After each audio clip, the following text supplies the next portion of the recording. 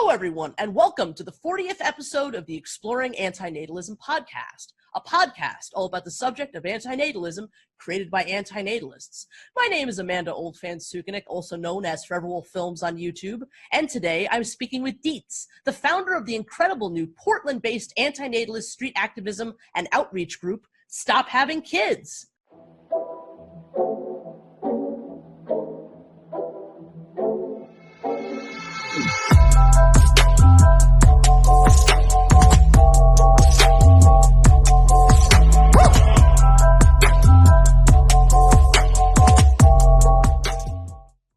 So important. I've never seen this out here in my life, and I've always believed it, and I've never seen it expressed ever. And for that, I am extremely grateful. Are you familiar with the term anti-natalist? Not at all. This is the first time I've ever seen anything this freaking positive in my life out here. So welcome to the Exploring Anti-Natalism podcast, Dietz. Thank you, Amanda. Also, by the way, thank you for becoming a Patreon supporter yesterday. Absolutely. Something everybody listening should definitely go do, for sure. Yeah, I appreciate that so much. My pleasure. My absolute pleasure. Yeah, I really do love what you guys are doing, and I'm so excited to get into all of it with you today. So let me just start out by asking the most basic question. Who is Dietz, and what is Stop Having Kids? Well, that sounds like a basic question. I don't know per se what to say for who is Dietz. You can ask me anything you want on this podcast, and I'll be happy to answer any of your questions. I mean, what I will say about who I am is I kind of feel like an alien of the human species, like an alien who's in a human body, but I feel alien from much of our species.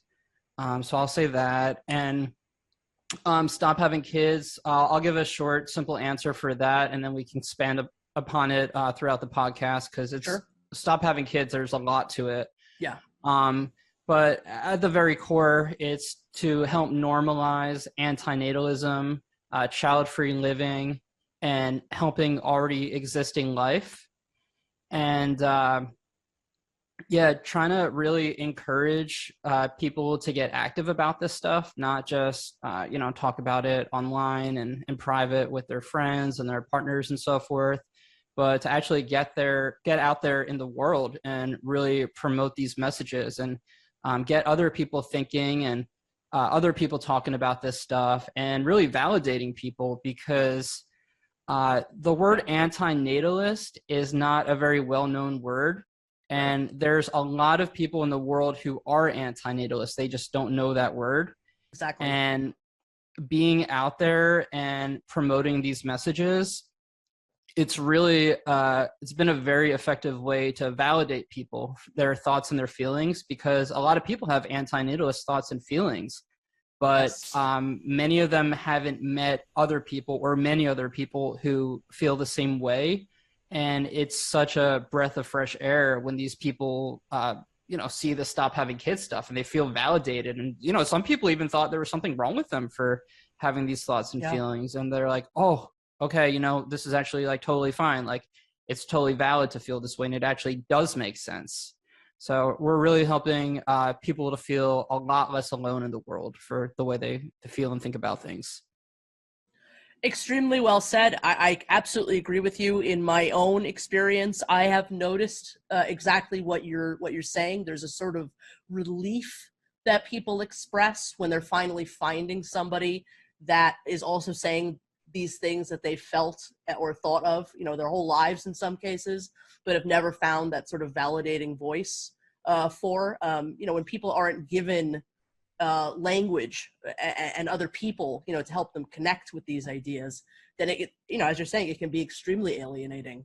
So I think you are doing something very important with Stop Having Kids. Exactly. And really trying to get the conversation started as locally and globally as possible. And I get into these situations with people every week, just by being out, just by going about my life and wearing Stop Having Kids stuff. So many people comment on it. Amazing. Amazing. Dietz, may I ask, why are you an anti-natalist? Well, I've been an anti-natalist for over half my life at this point. I only found out about the word antinatalist probably 7 years ago when I had my first partner. And one of our first times hanging out together, she asked me if I was antinatalist, and I was like, "What's that?" And she explained very briefly, and I was like, "Oh yeah, I've been like that for a long time. I just never knew that word." Wow. So I think my memory's pretty shit, but if I had to guess, I think the first time I realized I was antinatalist was maybe in, it was either late middle school or early high school. And if my memory serves me right, I was leaving lunch early.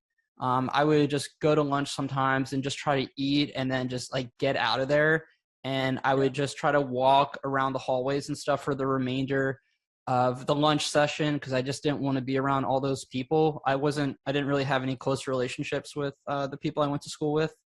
And I just honestly couldn't really stand most of them. So I would have just preferred my alone time. And I was just walking out of lunch one day and I was just thinking like, just why does anyone need to experience this? Like, why does anyone need to be brought into this world?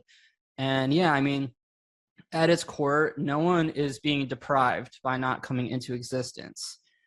And right, by coming into existence, you're going to suffer all kinds of problems and hardships and struggles that otherwise could have been avoided.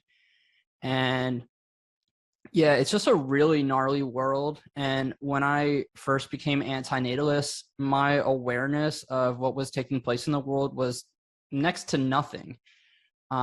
So, you know, as I've gotten older and I've learned so much more, and I was never willfully ignorant. There were just so many things that I just simply wasn't aware of. And yeah, as I've become more and more aware of the world and seen things not change for the better at all, my feelings about antinatalism have only strengthened, which is obviously what led to, you know, building up Stop Having Kids. But yeah, I mean, I think there's so many reasons that you come up with for why we shouldn't be bringing kids into this world. And yeah, I think we should, you know, have a lot more freedom than we do. And our privacy has, for one thing, has been taken away. And yeah, just like what kind of life are we giving people? We could spend 10 hours straight if we wanted to, really talking about so many things, so many reasons why it's so messed up to bring someone into this world. So yeah, and I'm sure we'll talk more about this throughout the episode. But absolutely. No, but it does seem endless when you really get down to it, just all the many reasons. Absolutely. Yeah. I'm curious, how do you define antinatalism? Well, I kind of define it, you know, differently at different times. I tell a lot of people about the word, so it's not always the same words that are coming out of my mouth. But, you know, I say it's being against human procreation. And, you know, there's some people who are anti-natalists and they might be anti-natalist because they just like hate humans. Right. For me, I'm anti-natalist, and I think most anti-natalists are anti-natalist because of the ethical implications of coming into existence. All the suffering that it's going to cause that individual to come into existence, all the suffering that individual is going to cause, potentially cause other humans and other animals, the destruction that they're going to cause the environment. And yeah. Do you have a background or an interest in philosophy in general? No, I do not have a background in philosophy, and oftentimes when I try to read philosophical text, I get pretty bored. Yeah. So yeah, not really that into philosophy that much. What and or whom have been your strongest antinatalist influences so far? Honestly, I think just really life experiences and just reading a lot of books and watching a lot of documentaries and thinking about my own personal experiences and the experiences of people I know. It's really just the world at large that's been my biggest influence, not any anti-natalist in particular. Okay. I mean, I have read David Banatar's book, Better to Have Never Been, but it didn't really influence me in any kind of way. Yeah. I just kind of read it out of curiosity, but it didn't really make me think of things that I hadn't thought of before or anything. So I would just say like myself and the world at large. Okay, yeah, absolutely. I mean, do you actively still read other antinatalist books? Do you watch a lot of antinatalist videos? I mean, how when you're do you actively engage with a lot of the things produced around the subject? Not really. I Yeah, have read a few anti-natalist books besides David Benatar's book, and I haven't really liked any of them. Uh, yeah, there's been they've all had a little bit that I found interesting, but oftentimes it's very boring. yeah, There was one book called Cradle to the Grave, yeah. and By she Sarah Palin. went a lot into suicide and like all the emergency visits from people who have tried to kill themselves, and talking about suicide prohibition, all that. I did find that very valuable. Hmm. That definitely raised some awareness about some stuff for me, because I don't think I had thought about that before. Like, I have realized that, like, a lot of people try to take their lives, Yeah, but I don't know if I realized that the failure rate was so high yeah, and that so many hospital visits occur each year because people try to kill themselves and it didn't go as planned. And yeah. then as far as videos, every now and then I find a video on YouTube that I like. I really like this guy. I find him fascinating. Sean Gully, or I'm not sure how he's Yeah. pronounced. I'm not I'm sure how sure. either, but he's very interesting. Yeah, it's a great Yeah, channel. he's cool. I like how he's just real and raw. And he had an anti-natalist rap, which was pretty cool. Yeah, Um, and then I just like how he talks shit on life and bringing yeah, people into existence. And I really appreciate that authenticity and putting himself out there like that, because it's something I really value about myself and other individuals who I find who seem to be uh, uh, living authentically and just being themselves. Because I've always thought my whole life, what's the point of living if you can't be yourself? right. So I definitely admire that about him, and I would love to meet him one day. But besides that, I'm not really into a whole lot in the anti-natalist world. I pretty much just like have my own thing going on, and I'm just constantly building on it. Yeah, no, I think that's phenomenal, though. I mean, just out of curiosity, do you, especially since you've begun Stop Having Kids, do you engage with the larger antinatalist community on the internet more now, or at all, really, or you pretty much just stay separate? Yeah, I'm pretty much just separate. I've met some anti-natalists just being out on the streets and doing outreach demonstrations. Okay, interesting. Um, and then all my personal relationships with people, like my two partners, I'm in two long distance relationships, one in the United States and one in Canada, Okay, and they're both super anti-natalist. awesome. Um, and then I think I don't really have very many friends, but all my friends are anti-natalist. And so as far as like interacting with people on social media and stuff, I don't really do much of that at all. Sometimes I tell myself, I probably should like go onto the Reddit anti-natalism more, but I don't know. I just like have so many things going on, and I just don't feel like doing that most of the time. And I don't feel like I'm missing out on very much. So Yeah, no. I think I totally hear you, and I find that fascinating about what you're doing, and I'll definitely ask more about that later on down the road, because I do find that aspect of what you're doing really just really interesting from my perspective. I'm curious, how does your antinatalism intersect with other social and ethical issues for you, such as atheism, veganism, and the right to die? well, I'm not atheist. I identified as atheist for probably most of my life. Uh, I mean, I was raised to be Jewish and to go to synagogue and like get the bar mitzvah. And I think from the time I was about 5 years old, I didn't believe in God or like organized religion. Because like I said, I grew up Jewish, and I was taught that like Jewish people in America are kind of more of a minority. Like the bigger religions are like Christianity and Catholicism.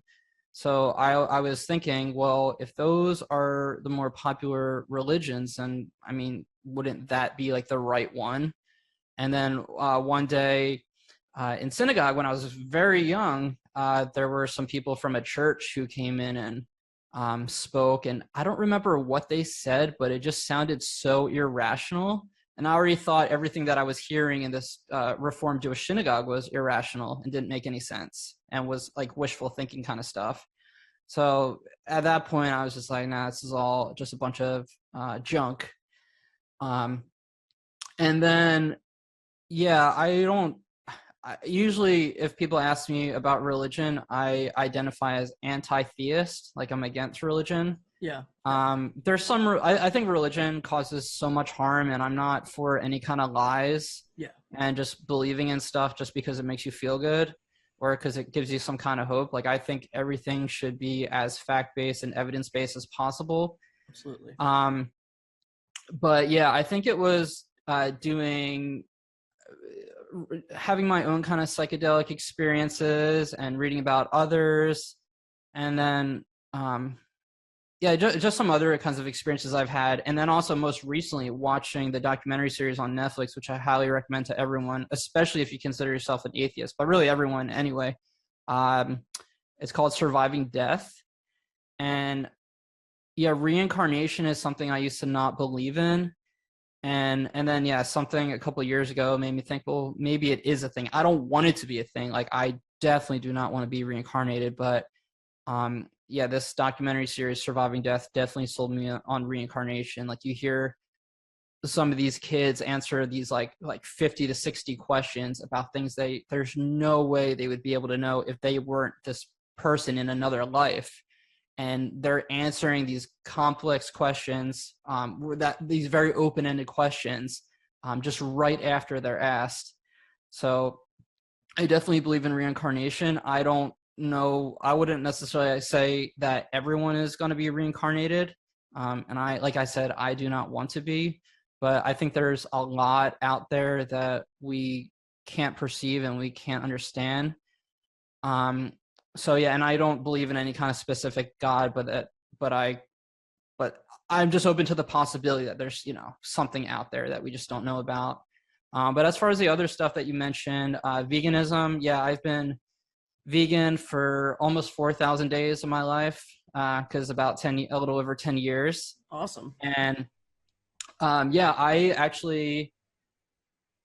I think veganism and anti-natalism are really one and the same, because they're both rooted in practical harm reduction and non-exploitation and boycotting cruelty.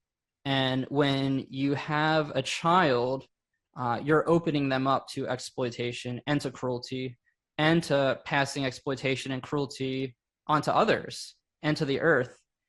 And yeah, so whether you grow up vegan or not, whether you become vegan or not, we cause so much harm to the planet and to other animals. And veganism, we're always talking about alternatives. So like, if you want milk with your cereal, you don't use calf nourishment, you use quote unquote milk made from plants, so like oats or cashews or almonds or whatever else. And then, if you're really into the look of leather and you want leather shoes, instead of wearing cow skin, you wear a leather made from, pineapples or all kinds of other stuff that you can make leather kind of looking things from. And then, yeah, same thing with childbearing. If you want kids, I think it goes against the principles of veganism to have kids for the reasons why I already explained. Yeah. So you can help kids that already exist, and there's so many of them. And I just don't get vegans who have kids, because there's no guarantee. Like, every kid is a total gamble, no matter how they were raised. I've met multiple people who own these amazing farm sanctuaries where they have all these animals who have been rescued, and now they're living out their lives free from exploitation, getting the necessary veterinary care, receiving kindness and love, and they're in a trusting environment, and they're able to just be themselves and make friends with the other animals that they're surrounded by, including the humans. And some of these people some of these sanctuary owners who have had kids who grow up in this kind of environment don't even become vegan. Right, exactly. And I think that speaks volumes.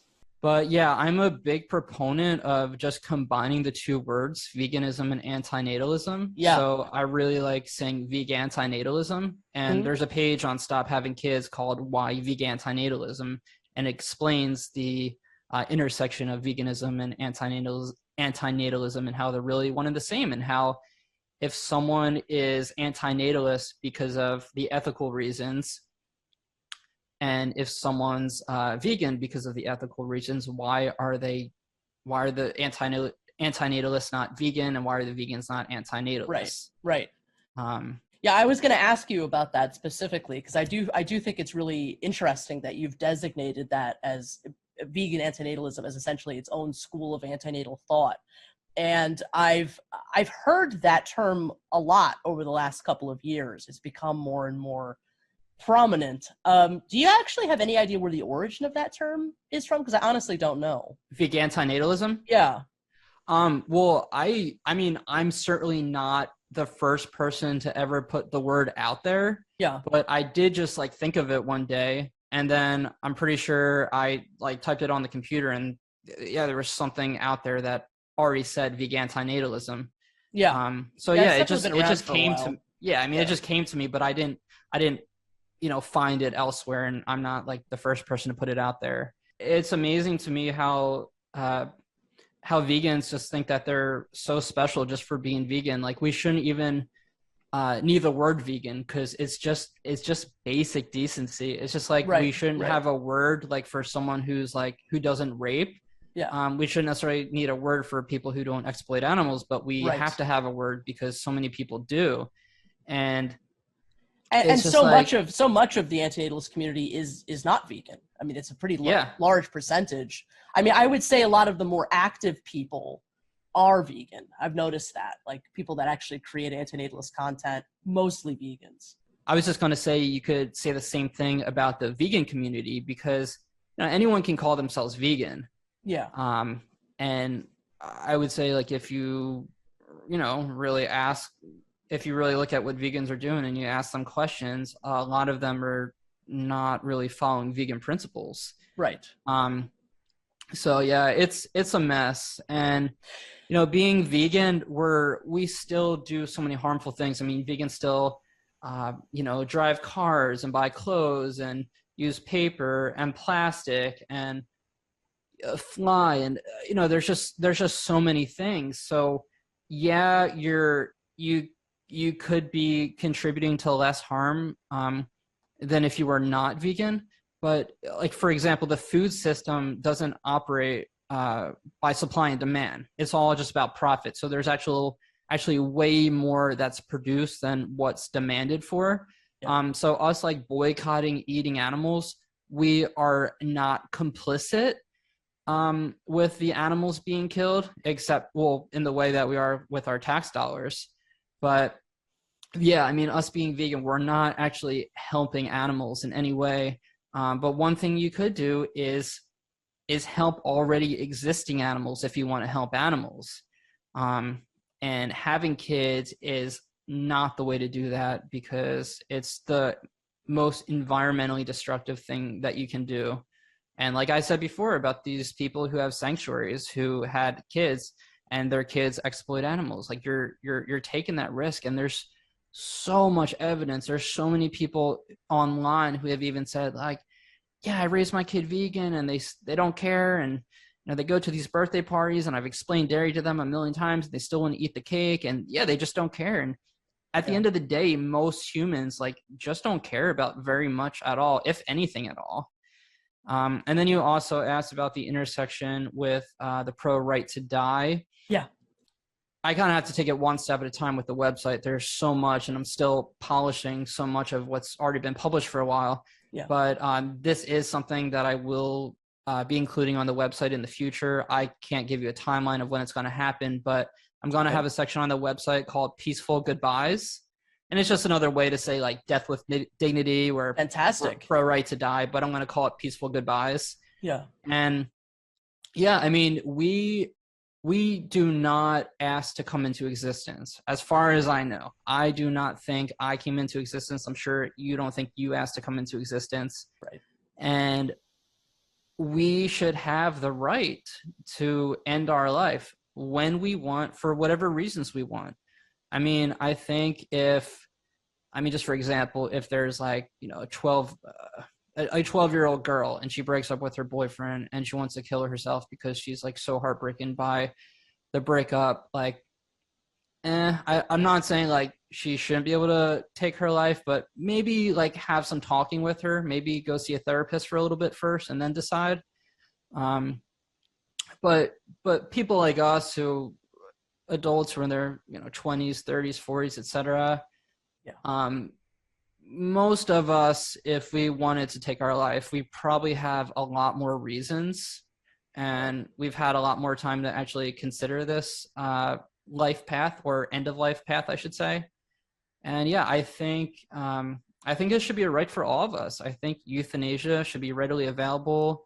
I'm not really sure exactly what that would look like, but at the very least, we should just be getting the conversation started now.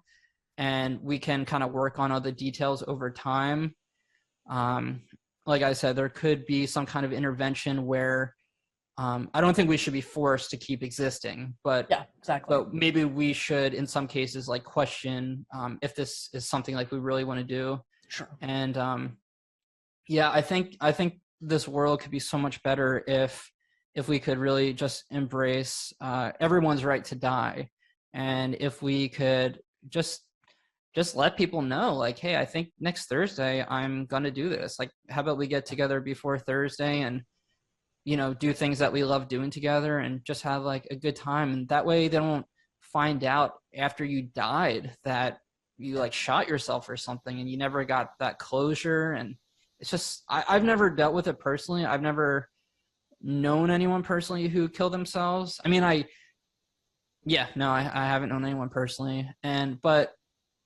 But I'm very open to the idea that one or both my partners may kill themselves one day, or, other people I know. And I'm not against that. And I would love to know that, these people that I care about, like, aren't suffering anymore in this world.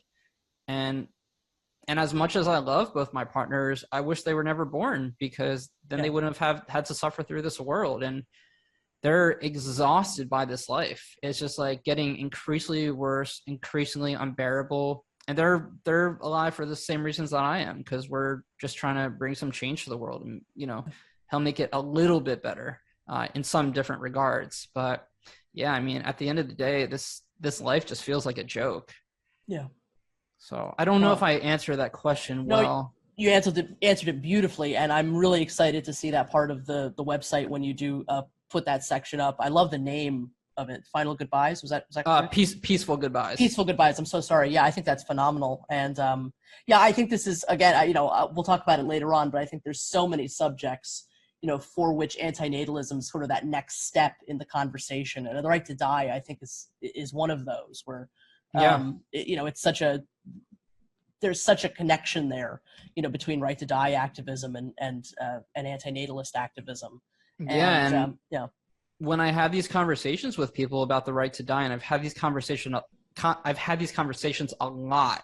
Yeah. And people always agree. I've never heard, I mean, obviously there's 8 billion people in the world, so there's definitely going to be people who are against this, but in my personal experience talking about this subject with people, they agree. Yeah. And I think all this kind of stuff, anti-natalism, pro-right to die, veganism, all this stuff we've been talking about so far, it's all like, this stuff, people should have been having conversations about this stuff way before we were even born. Yeah, exactly. Like, that's the depressing part of it.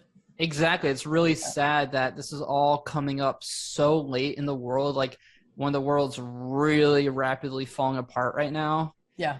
I wish this is stuff that I could have heard about when I was bored at home as a kid and I didn't know what to do with my free time. I wish I would have discovered stuff like this.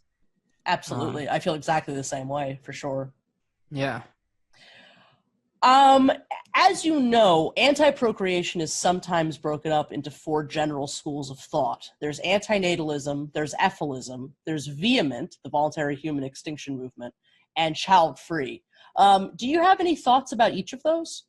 Yeah, so with child-free, I think that's a completely valid way to live. No one has to have kids. It's just a biological ability. That's it.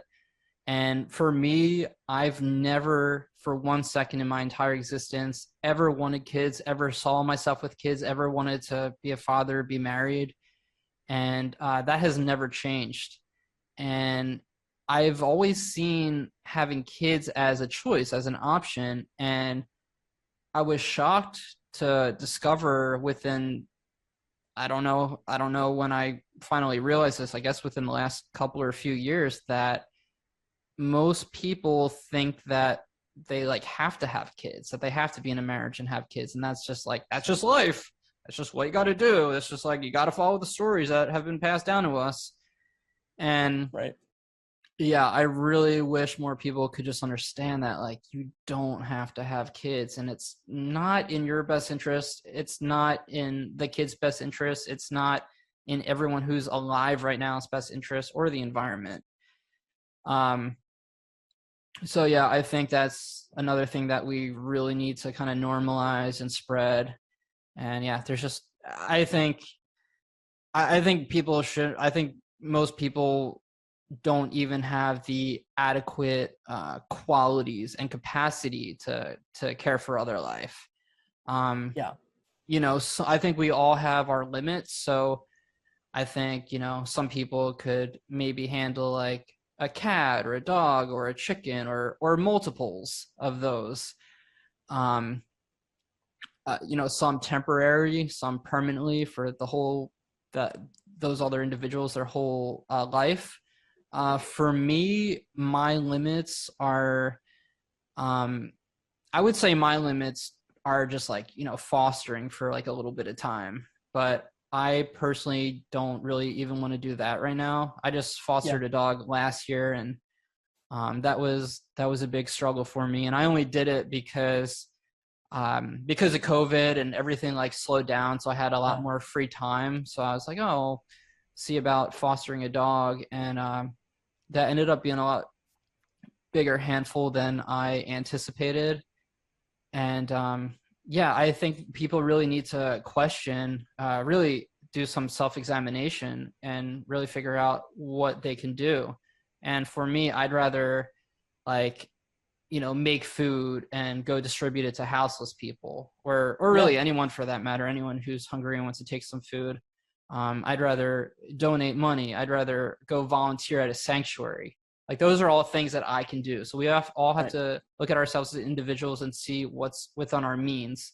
But for me, I have trouble caring for myself sometimes. Like, I do too. It's hard, and I really struggle with balance. Like, I've been an overworker for so many years in a row, and almost every time I get sick, which isn't very often, but it's usually kind of bad when I do. And when I get sick, I'm pretty sure it's almost always from overworking. And it's just the same struggle constantly. I just cannot get a balance. Yeah. And I think a lot of people have kids so blindly, and they don't do any kind of examination, and they don't question, do I really have what it takes to adequately care for someone else? 100%. And you can't ever know anyway, because you don't know what your kid's going to be born with or what they're going to develop later in life, what's going to happen to them. And this whole, you're on your own after you're 18, that's total bullshit. If you bring a kid into existence, you should be their safety net for their whole life. Like, if I needed financial help with something or whatever else, I'm in my 30s, but I have nothing against reaching out to my parents for help. I'm only any kind of hardship I'm only in that position because of them, because they brought me into existence. It's just the truth. Yeah. So people need to think about that too. People need to realize that any kind of harm their kid causes, not that most people are realistic about harming the world anyway, or even care about the harm they cause or others cause unless it's to them directly. Yeah. But they need to realize that there's a degree of responsibility on them too, because people are only in the positions to cause harm because their parents shot them into the world, or their procreators shot them into the world. And then, as far as voluntary human extinction movement, I'm not super familiar with everything they have going on. I don't really know if there's if they have much active stuff going on, but I just that voluntary human extinction. So you're just not going to have kids. You're just going to be part of the just kind of let's get out of here peacefully, in a peaceful way, by not having kids. But I don't think whether we're talking about stop having kids or voluntary human extinction movement, or if anything else ever develops in the future, we're always going to be a small group of humans. I mean, if you just look at all the world that's religious and how much religion pushes people to keep pumping out kids, and religion's not going anywhere. It's here to stay. And we can see from the United States and from all over the world, it doesn't matter how bad people's situation gets, they'll still keep having kids. So stop having kids is never going to achieve a stop to having kids. And that's not our goal anyway, because I don't want to have unrealistic goals. Voluntary human extinction movement, they're never going to achieve a world where all humans volunteer to stop having kids and we just embrace our extinction. But it's good, even though we can't reach everyone, nothing can reach everyone. So we should still be putting these ideas out there anyway. Right. And normalizing this stuff, normalizing the idea of not having kids and not continuing our species. People are so egotistical and they have such a warped idea of humanity. And I get into these conversations with people all the time when I'm doing outreach demonstrations, and they see no more humans as the end of the world. They think the whole world is just us and can't exist without us. And it's really sad that people think we're that special. We're just another animal species, and we're the most invasive species, not only on the planet right now, but we have to be the most invasive species from the whole history of the planet. So out of billions of species who have ever existed, and it's not certainly not something I'm proud of. And right, of course. Yeah. So you asked about voluntary human extinction movement, child free. What were the other ones? Ethilism and anti-natalism. Okay. Ethilism. I don't identify as an ethicist myself. I'm not really much into interfering with free living beings, unless it's to help them. But when I say help, I mean if you see, these are just examples off the top of my head. If you see a deer with I don't know, an injured limb or something, if there's something you can do to help them, or you see an animal not able to get to water, we're not able to get to safe, clean water, then, maybe help them with some water. But I'm totally against breeding animals to keep their numbers going, like what they do in zoos. And sure, of course. And I'm not I don't think a species going extinct is necessarily the worst thing in the world. Because other animals, suffer too. And individuals for those species not coming into existence, that's not necessarily a horrible thing.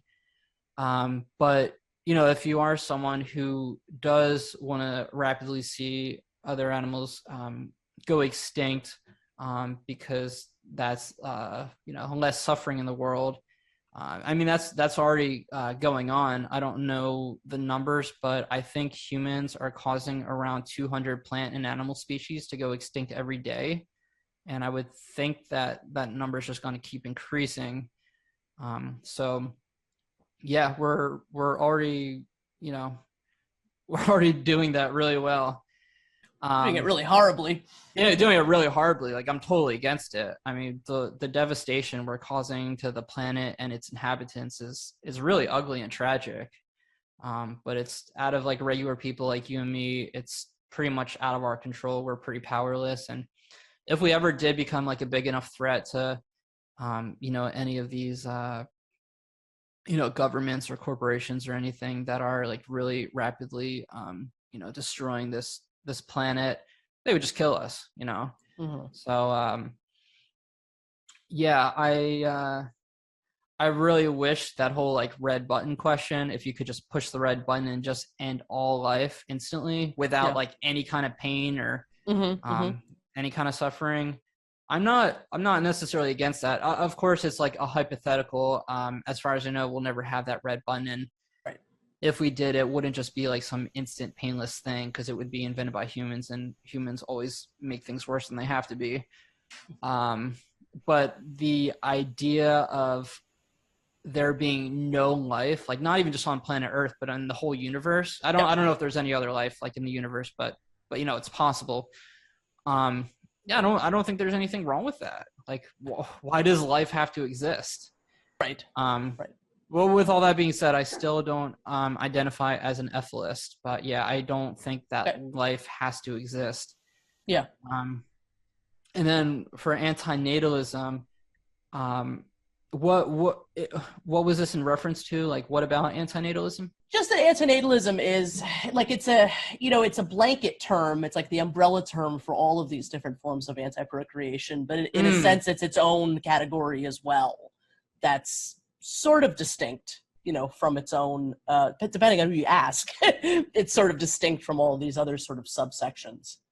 Yeah, so, I mean, I think anti-natalism is really important and something we should all be embracing. We have the power to discuss this kind of thing and understand it if we can, like, be honest and rational.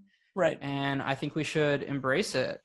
And I think other animals are way more complex and advanced than we give them credit for, far more conscious and aware than humans typically give them credit for, because humans like to believe we're just like so above everything else, and we have all these kinds of qualities and capacities that others don't have. But as far as I know, we are the only species who can really discuss anti-natalism, who can discuss maybe we should stop having kids because of blah, blah, blah, blah, blah. I don't know if other species are, of course, they have their own languages, and they are communicating with each other, but I don't know if any of them are communicating on that level. Like, hey, there's no food here. We can't find any more water resources. We're surrounded by all these other dangerous beings. Maybe we should stop bringing others into this existence. So I don't know that they're having those conversations, but we can. So I think we should definitely take advantage of that and use that to the best of our ability. With that being said, I do think that other animals can perceive like this isn't a life someone should be brought into. Like, for example, years ago, I read a story about a dolphin at a marine park where they're enslaved and they're performing these shows every day, and they're living in basically like a big bathtub. And of course they force breed them so they can keep having more individuals to profit off of and to sell to traffic and sell to other marine parks and so forth. And there was this dolphin who killed her baby. And I'm just like, I can't talk to that dolphin and find out for sure what happened, but I'm going to give them the benefit of the doubt and believe that they did it so that baby wouldn't have to suffer like they did. I think dolphins are probably a lot more intelligent than we are, and I think they can definitely have thoughts like that. And I think that's what happened. So yeah, it's like really interesting when you think about it, because we are animals, and that's not something I ever forget, but a lot of people do. A lot of people forget that, and a lot of people also just deny it. A lot of people think it's an insult to to call a human an animal. Actually, we use it as an insult, you know? Yeah. And that's another reason why I'm anti-natalist, because like humans are just so in denial about everything, and they can't even embrace their basic nature, just like what we are, who we are, where we came from, blah, blah, blah. And it's just like, yeah, what kind of world is this to bring someone into when everything's just been so like artificialized, and you have to like, you know, if you want to feel like you fit in, you belong with others and everything, you have to like subscribe to all these just ridiculous beliefs that just continue to go unquestioned, you know? Yeah, Exactly. hopefully that answered it all well. Those are that was beautiful. Thank you so much for your thoughts on all of that. That was great. So now I'd like to talk to you all about Stop Having Kids. Deets, from what I understand, Stop Having Kids launched originally in March 2021, which is really extraordinary to consider, just how young an initiative this is and how well it's done already. And I could be wrong, but I'm pretty sure that the first time I heard about Stop Having Kids was through the activism of Isaac Nickerson, who seems to be a really awesome activist in his own right. And I'd love to talk a little bit more about his involvement in a bit.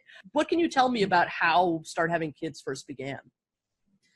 Well, yeah, so it technically began in June of 2020 because you know, we had to wear a face mask everywhere we went. And I figured, okay, well, if I'm going to wear this thing on my face everywhere I go, I would like to have a message on it. So there's someone who does custom masks, like you just tell them what you want written on it and they'll make it. So I just said, hey, I want a mask that says "Stop Having Kids," and that's all it was going to be, just this personal mask for myself. Wow. And I just couldn't believe what happened after I started wearing it. Like, I wore it everywhere, and so often I would get into conversations with people. People would be like, I agree with that. I love your mask. Sometimes people would ask me questions like, what do you mean by stop having kids? And sometimes people would be like, oh, is that about overpopulation? And yeah, it was just such a huge conversation starter. And I wasn't getting into any kind of negative interactions at all. Wow. So yeah, after I was wearing that for a bit, I was like, wow, this could be a thing. You know, making something called Stop Having Kids, and yeah, just turning it into like a movement. That's what I thought of. Like, I could make a movement out of this. Yeah. So yeah, I just stuck with just the face mask for a while, and it was late 2020, and I have a friend who's a tattoo artist, and he basically made me a tattoo that looks a lot like the Stop Having Kids logo. It's just like, you know how the O has the baby, like with the line through them. Yeah, he made me a tattoo like that. And I asked him if he would make, I told him like, I want to make this whole thing called Stop Having Kids. And I asked if he would make the logo. He was down to do it. I got the domain. I was actually originally going to get stophavingkids.com, and it was taken. It's not anything. Like, if you go to stophavingkids.com, there's no website. So I think someone just like bought it, and they, as an investment to sell to someone later on. But anyway, I went with org, and org was actually even more fitting. So, and my life was fairly unstable at the time. I started to have more stability in late last year. And that's when I started going hard on the website. I started building the website, but I went hard on it. I still go hard on it to this day. I work on it in at least some aspect almost every single day. Amazing. And then, yeah, I decided to launch it in March. Originally, I wanted to launch it in January, and then I was like, no, it's not even close to ready yet. February, and still not even close to ready yet. March, technically not ready yet, but it was good enough. And I didn't want to just keep waiting and waiting. And I was like, I knew that at the level that it was at that point, that it could still have like a big impact and be effective for what it needs to be effective in. So I was like, okay, yeah, I'll launch it in March, and I'll just keep working on it. So that's what I'm doing. Like, as I said, I'm going to be making that peaceful goodbye section. I'm making a section called Why Foster and Adopt, and I'm going to be making a section Why Overpopulation is Real. And there's so many other sections. And then a lot of the stuff that I already have written on there, I need to kind of go back and polish and expand upon. And then I have sections that I just haven't even started yet, like the climate change and human slavery and all kinds of other stuff. But yeah, I knew it was going to become a movement. I mean, that was my goal. I didn't want it to be just become like some little thing that just a little bit of people know about, and, you know, someone wears a shirt here and there. Like, I wanted this to get as big as possible. I'm extremely passionate about this subject. And after being vegan for so long, and, you know, when you get someone to go vegan, it doesn't really change anything for the world. But, you know, if you can inspire people to not have kids, where, I mean, there's so many other directions like stop having kids can take, that can really do some good. Absolutely. So, you're saving somebody from having to live an entire existence. I mean, that's a huge thing to prevent. Yeah, exactly. And there's so many other examples I could give you. Like, for one thing, something I like to really hit on the website is Parenthood Regret. So I have a really good section about that, and really trying to get people to embrace talking about that, no matter how stigmatized it is, no matter how unpopular it is to talk about that, because it's so common. It's probably in the top 5 biggest, most common regrets adult humans experience, having kids. And it's the least talked about out of all the regrets. And so many less kids would be being born, and so many people would not be losing their quality of life so bad if they were to, like, openly have these conversations. Exactly. And people could really think more into it before having kids. So that's like a really big thing. I did the first Stop Having Kids tabling event last Saturday at this vegan event. It was mostly vegan. Yeah, it was mostly vegan food, but I found out about the event, I think 2 or 3 days before it was starting, and I just emailed them to see if I could have a table there. And the husband and wife who put it on, they were all about it, they had never heard of Stop Having Kids before, but they checked it out. That's amazing. They were all about it. So they're like, yes, please have a table here. And it was crazy. It was the most popular table at the whole event. Not financially, but socially. Like, there was a constant stream of people. I was having so many conversations, and it was all super positive. I didn't have one person say anything negative or try to argue against it. And this one woman really stuck out because she came up to the table and hung around for a little while, and she told me numerous times that every single one of her female friends who has had kids regrets having kids. Wow. And it's Parenthood Regret Parenthood Regret. For me, that kind of topic got started online. Like, I would read articles about it, and just people talking about it on maybe on like Reddit or something. I can't remember. And I just found that like really fascinating that it's such a major regret, but people aren't really talking about this. But since doing Stop Having Kids and all this street outreach, I'm seeing it left and right. Parents are coming up all the time and saying either directly or indirectly that they regret having kids. So it's crazy how common it is. So there's so many ways Stop Having Kids can bleed into society, into people's lives in like a really positive way. Absolutely. Absolutely. And so I didn't want to make it this like super simple thing. I wanted to make it like very multifaceted, very intersectional. I call it a collective liberation movement, and it's consistent anti-oppression. I don't know that there really is even another organization out there or another movement out there that's as consistent anti-oppression as Stop Having Kids. Because there's other things out there. There's stuff about like just some examples, stuff against like child abuse and rape and racism, but none of these things are getting to the core, and the core is producing kids. Because as long as more kids are coming into the world, we're going to have more racists and more rapists and more child abusers, or people who are going to be victim to these things. So by not addressing the root of it all, which is having kids, you're basically just doing your cause a disservice, in my opinion. Yeah, no, I agree with you. And you are the sole founder of Stop Having Kids, correct? Yeah. Yeah. Okay. And is there any kind of core team now to stop having kids, like a core team of members? Is Isaac one of the core members? No, he's Okay. the Isaac Nickerson is the Seattle, Washington organizer. So yeah, I don't know how regularly, but to some degree regularly goes out there and does a street outreach, like holding signs, and he has cards to give away to people, and just lots of meaningful conversations and so forth. And so what he did in Seattle was a big inspiration to you. Is that correct? No. Okay. I mean, I had made signs and stuff, and he got some signs printed and went out and did that.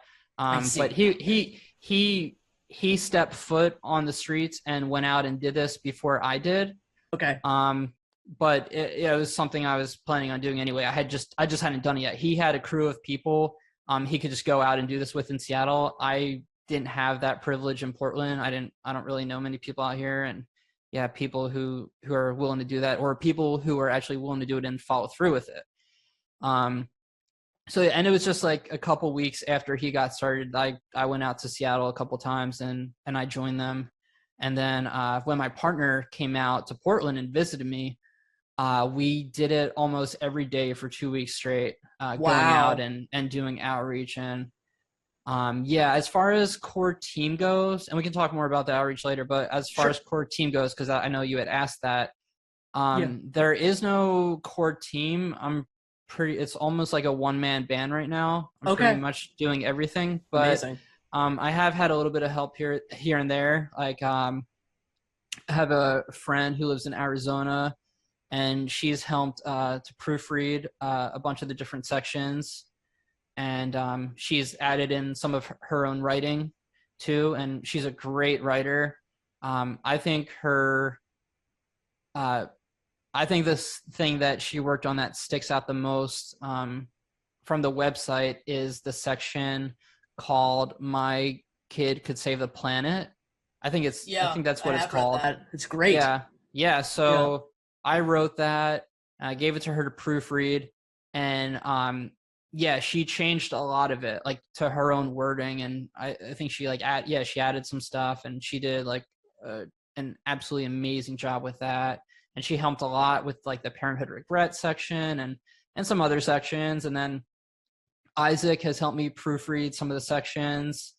Someone else has helped me proofread a little bit. So that as far as getting help, it's been mostly with like proofreading and assistance with writing.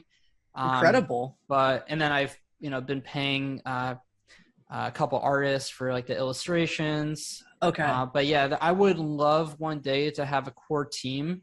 That would be amazing. I'm certainly not against it. But as of right now, I'm doing pretty much all the stuff, and I don't have a team, but I would love to embrace having a team one day. That's honest. That's incredible. Like, honestly, I did not expect that answer. Like, I thought you did have a core team, and the fact that you are doing so much of this all by your lonesome is just really impressive.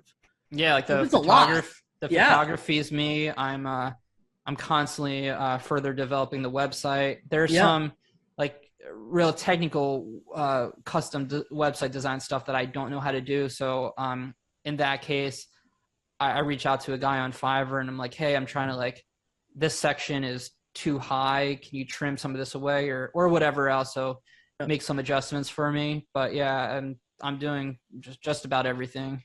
That's incredible. That's really, really inspiring. I love the website. I do have a bunch of questions about the website a little later on, but I think it's phenomenal, and I love the way that it's changed, over the last couple of months and all the stuff you've been adding to it. And I also love like the social media outreach part of it. And I particularly follow along with the Instagram. Mostly, but I mean, good because that's what I put the most effort into. I was going to say, is that where you've generally had the most engagement? Is Instagram? I'm not sure. The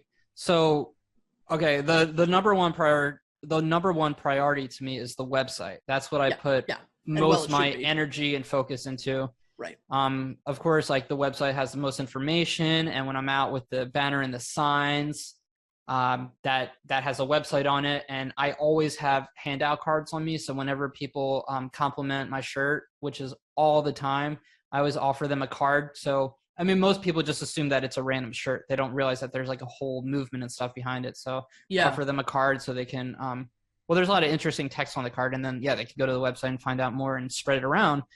But yeah, so website is number one priority by far. After that is Instagram. After that is Facebook. And last is Twitter. So the Twitter's the weakest and has the lowest amount of followers. The Facebook has the highest amount of followers.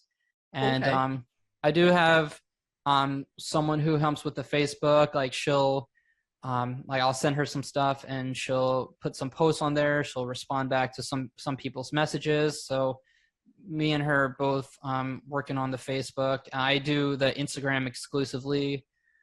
She's starting to help now with the Twitter. It's just all that social media is just a little too much for me. It's a time suck. It's a time suck, and I just don't really like it. I find Instagram is the least off-putting to me out of the three major social medias that we're talking about. And there is a TikTok coming soon because the person I'm talking about who has helped with the Facebook and the Twitter, she really believes that Stop Having Kids should have a TikTok. TikTok is the biggest social media platform, I believe. And I was like, if you wanna do that, if you wanna run the Stop Having Kids TikTok, be my guest. Like, I'm all for it, but I'm not touching that. Like, I'm probably never gonna have that app on my phone. I'm not getting into that. So yeah, I mean, she's a very busy person, so I have nothing against her not following through and not doing it. But I think she already did. Yeah, she actually already did start the page. I don't know if she's posted anything yet. But the YouTube is actually going to be launching probably today or tomorrow. Excellent. Excellent. The channel's set up. It's just a matter of uploading the first video. But I think once that's uploaded, she'll probably share something to the TikTok.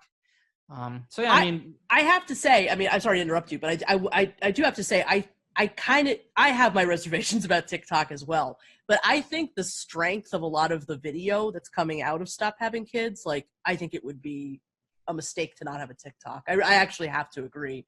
And honestly, we'll talk a little bit more about this later, but I mean, there are other people in the world doing like antinatalist street activism, and that's gone over very, very well on TikTok so far, like other examples of that.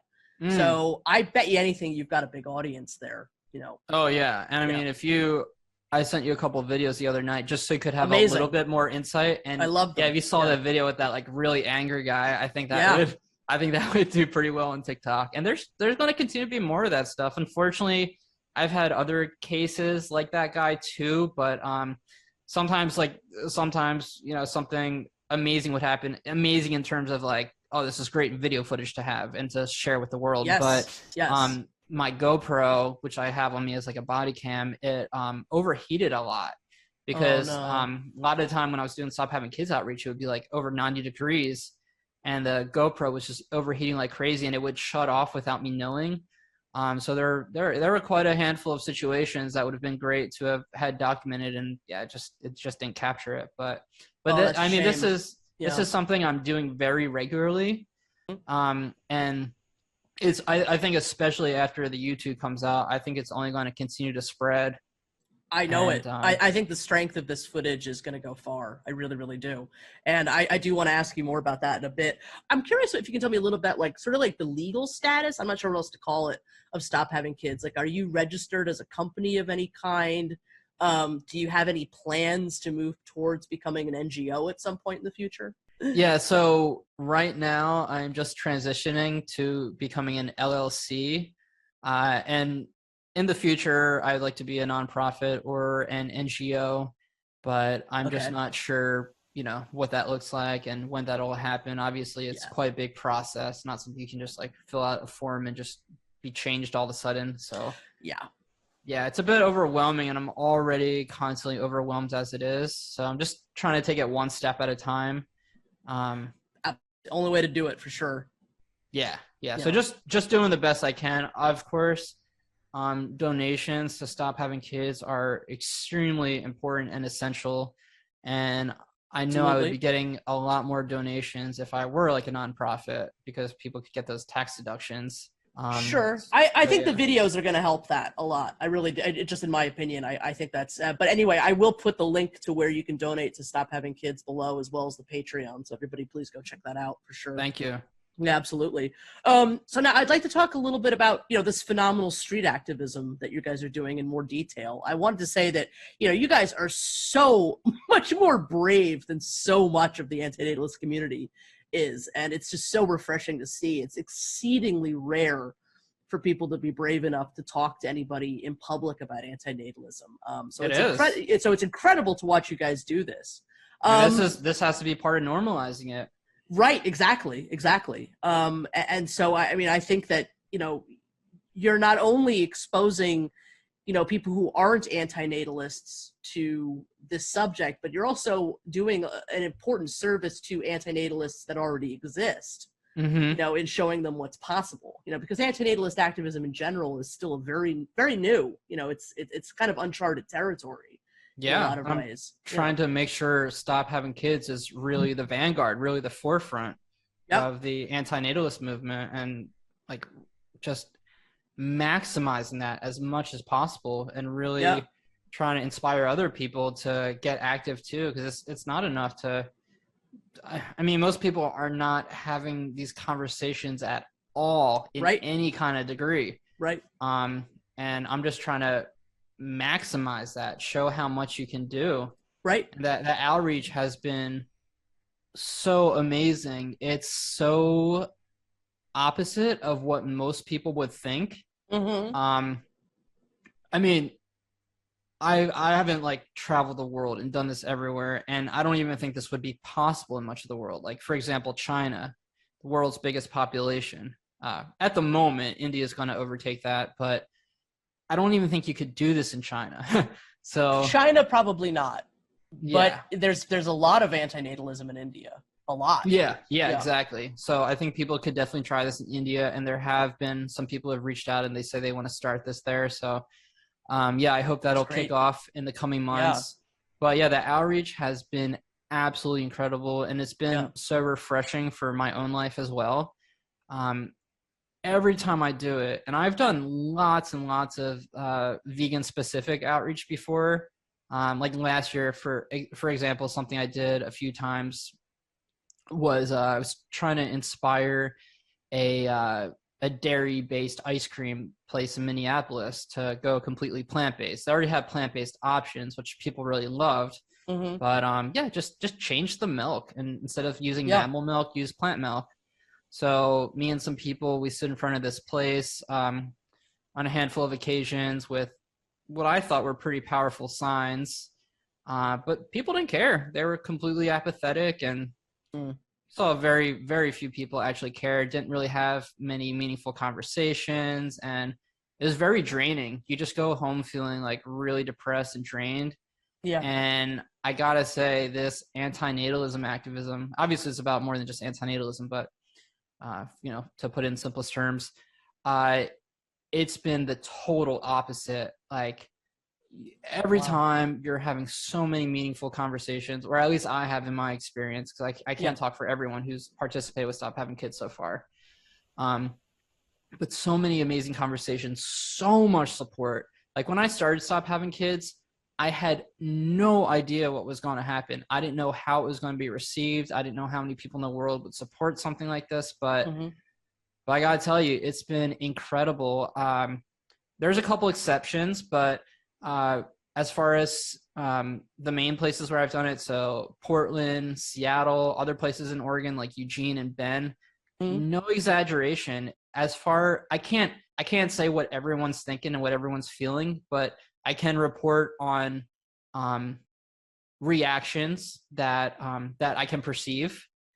And it's like 90% support in all these places. It's incredible. So many people agree with this stuff. So many people, they don't know what it's necessarily about in the beginning, but sometimes people, they're coming at it from like overpopulation or like the suffering aspect, or there's other things too.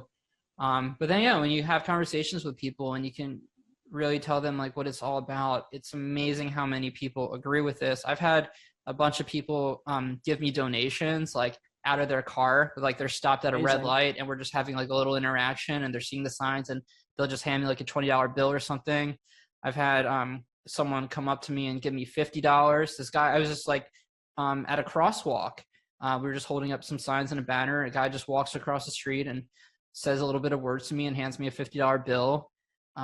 It's amazing, the support. So many people waving from their cars, friendly honks, tons of support from parents, even parents who are with their kids. That's incredible. I mean, a few of the times that I've done this in Seattle, it's right across the street from an aquarium, which, by the way, fuck aquariums, but it's in between like an aquarium and this very touristy spot called Pike's Place Market. And there's like just a constant huge rush of people crossing the street. So, and then also people driving by that are seeing the stuff too. And it's amazing like how few people actually like come up and say nasty shit.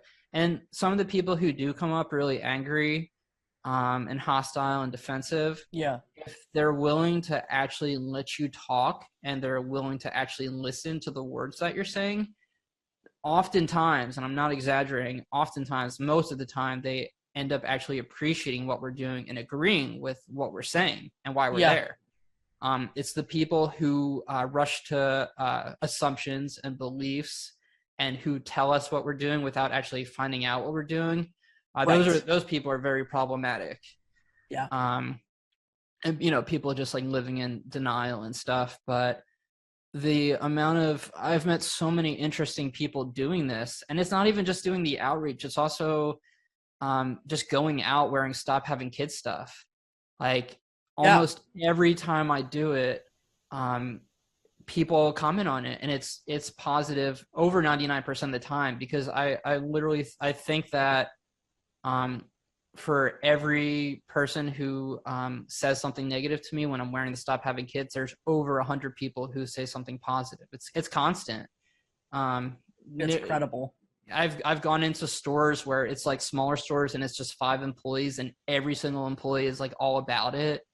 I've gone into a store. It takes me a while to get out of places sometimes, because like you walk into a store and you run into customers who are all about, who ask you about it, or they're all about it from the start. And then you get into these conversations, and then you get to the register and the cashier is all about it. And then you go to watch your car in the parking lot, and someone who's walking into the store sees you, and then they say something, you get into a conversation with them. So it's amazing how often sometimes I do something that's supposed to take like 5 or 10 minutes and it ends up taking me like 45 minutes or an hour, because I'm having like all these interactions with people. And I had no idea that so many people were all about this, or that they were thinking this. They're not, all about it in terms of like, getting this message out there and talking about this with other people. But it's not, I've met a lot of people who say, me and my partner, we're always talking about this, but we don't know anyone else who is. So I let people know there's actually like a lot of us out there. But there's been so many surprises. Like when we did it in Minneapolis, which is where my partner lives, she had the experience with me in Portland where we did it for almost every day for 2 weeks straight, and it was super positive. But she was nervous about doing it in Minneapolis. She was willing to do it out there, but she was definitely nervous. She was worried about how people were going to receive it. And honestly, we were both, I don't know. I wouldn't necessarily say I was shocked because I didn't have expectations, but I was shocked to a degree how well supported it was out there. Like it might have even been more supported than Portland and Seattle. And I didn't think you could get better than that. And like one thing that really surprised me was Muslim women. Some of the people who are the most like ecstatic about Stop Having Kids were Muslim women. It's a very, they have a pretty large Muslim population. Yeah. Minneapolis is very diverse. Unlike Portland. Portland's predominantly white, unfortunately. But we were just seeing one Muslim woman after another, just super like amped about this message. And I would have never, ever, ever guessed that would happen. We didn't see the same thing with Muslim men per se, but definitely Muslim women. Yeah, I mean, I actually am not terribly surprised by that, just because I know there's a huge population of ex-Muslims that are anti-natalist, and there's some of the biggest anti-natalist communities online, at least, are from countries that are predominantly Muslim, or Arabic speaking, Egypt, different places like that. So it's not a huge surprise, but it's still just because I've seen evidence of it, but it is a huge surprise. Like, I remember when I initially saw evidence of that, I found it absolutely shocking. Yeah. And it's incredible. But yeah, I have to say, in my own experience of talking to people about antinatalism, it just ignites people. It's this, again, whether they've been thinking about it in other parts of their life in the past or not, it's something very, in this world where it seems like everything is constantly regurgitated and there's sort of nothing new, and people get a little jaded about, there not being anything sort of new to think about. Antinatalism is this this unicorn thought for a lot of people. Yeah. I think. It really makes it just shocks them, but in a very positive way. Yeah, and especially when they realize that you don't want there to be no more humans being born because just fuck humans, and it's rooted in ethics. Yeah. The amount of people I've made smile, yeah, really big, genuine smiles, and you see their faces light up. Yeah. It's incredible. So many people. Sometimes you get, when we're doing this, we have 5 or 6 cars in a row that are waving at us, giving us a thumbs up, doing the friendly honks. Last night, I did this in Portland last night, and there were at one time there was 4 cars in a row that were doing that. Wow, incredible! And one of my favorites is when someone comes up and they're actually being really nasty and they're just totally against it, and they assume that other people think the way they do. And while they're talking shit to us, all these people are coming by and being like, fuck yeah, and honking and waving and be like, I love you and thanks for doing this. And I love that. Well, I think part of it is that you guys are using a very effective approach. And there's almost sort of like a magic word kind of quality to some of what you're saying, that simple phrase of, let's take care of what's already here. The life. Yeah, let's help already existing life. That I can see it. I can see it in these videos. People's, their minds open up hearing. Yeah, it's amazing. Yeah, it's a pretty simple concept, but so many people haven't really considered it before. People are dying to hear it. Exactly. Yeah. Exactly. And met a lot of people who have worked in the foster care system, or they're from the foster care system.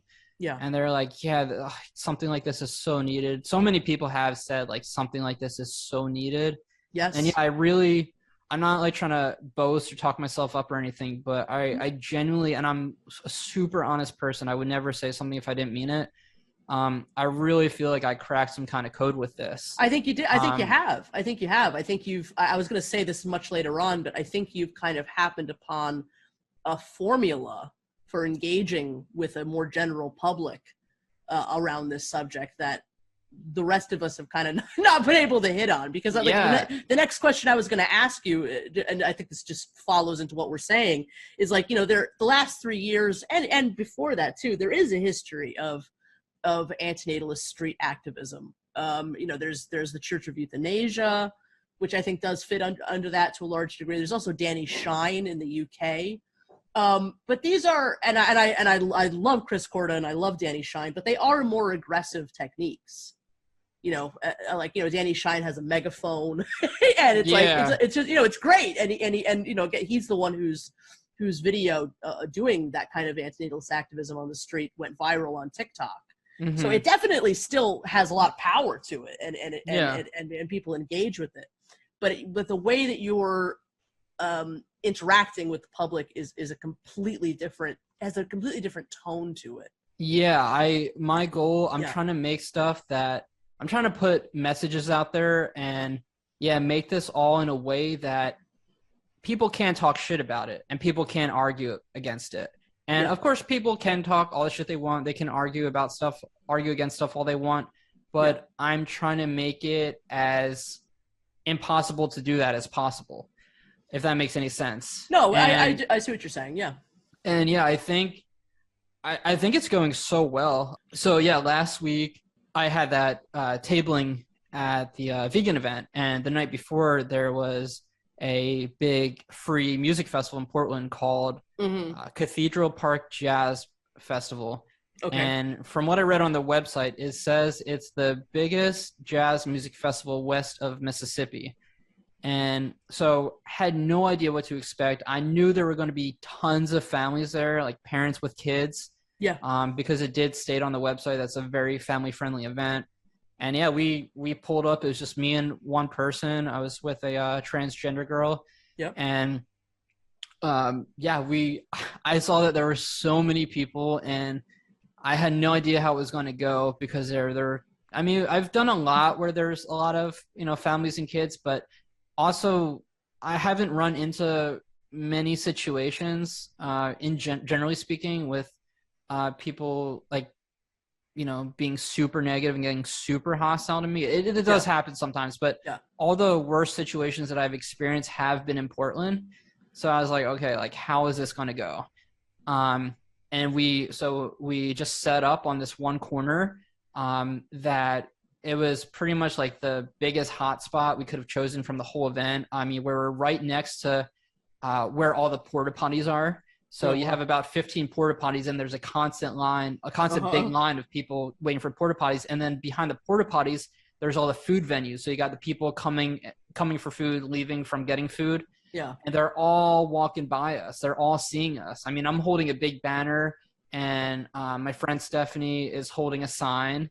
And I'm not exaggerating, almost from the second we set up, I always bring a giveaway box. So I give away like free food and other essentials. Like I had sanitizer and sunscreen, and I was giving away free Stop Having Kids face masks. Yeah. So just set that up in front of us. We were holding our stuff. And I think the very first person to come up was a mom who had 3 kids, and she was all about it. Wow. And she was like asking how she can donate.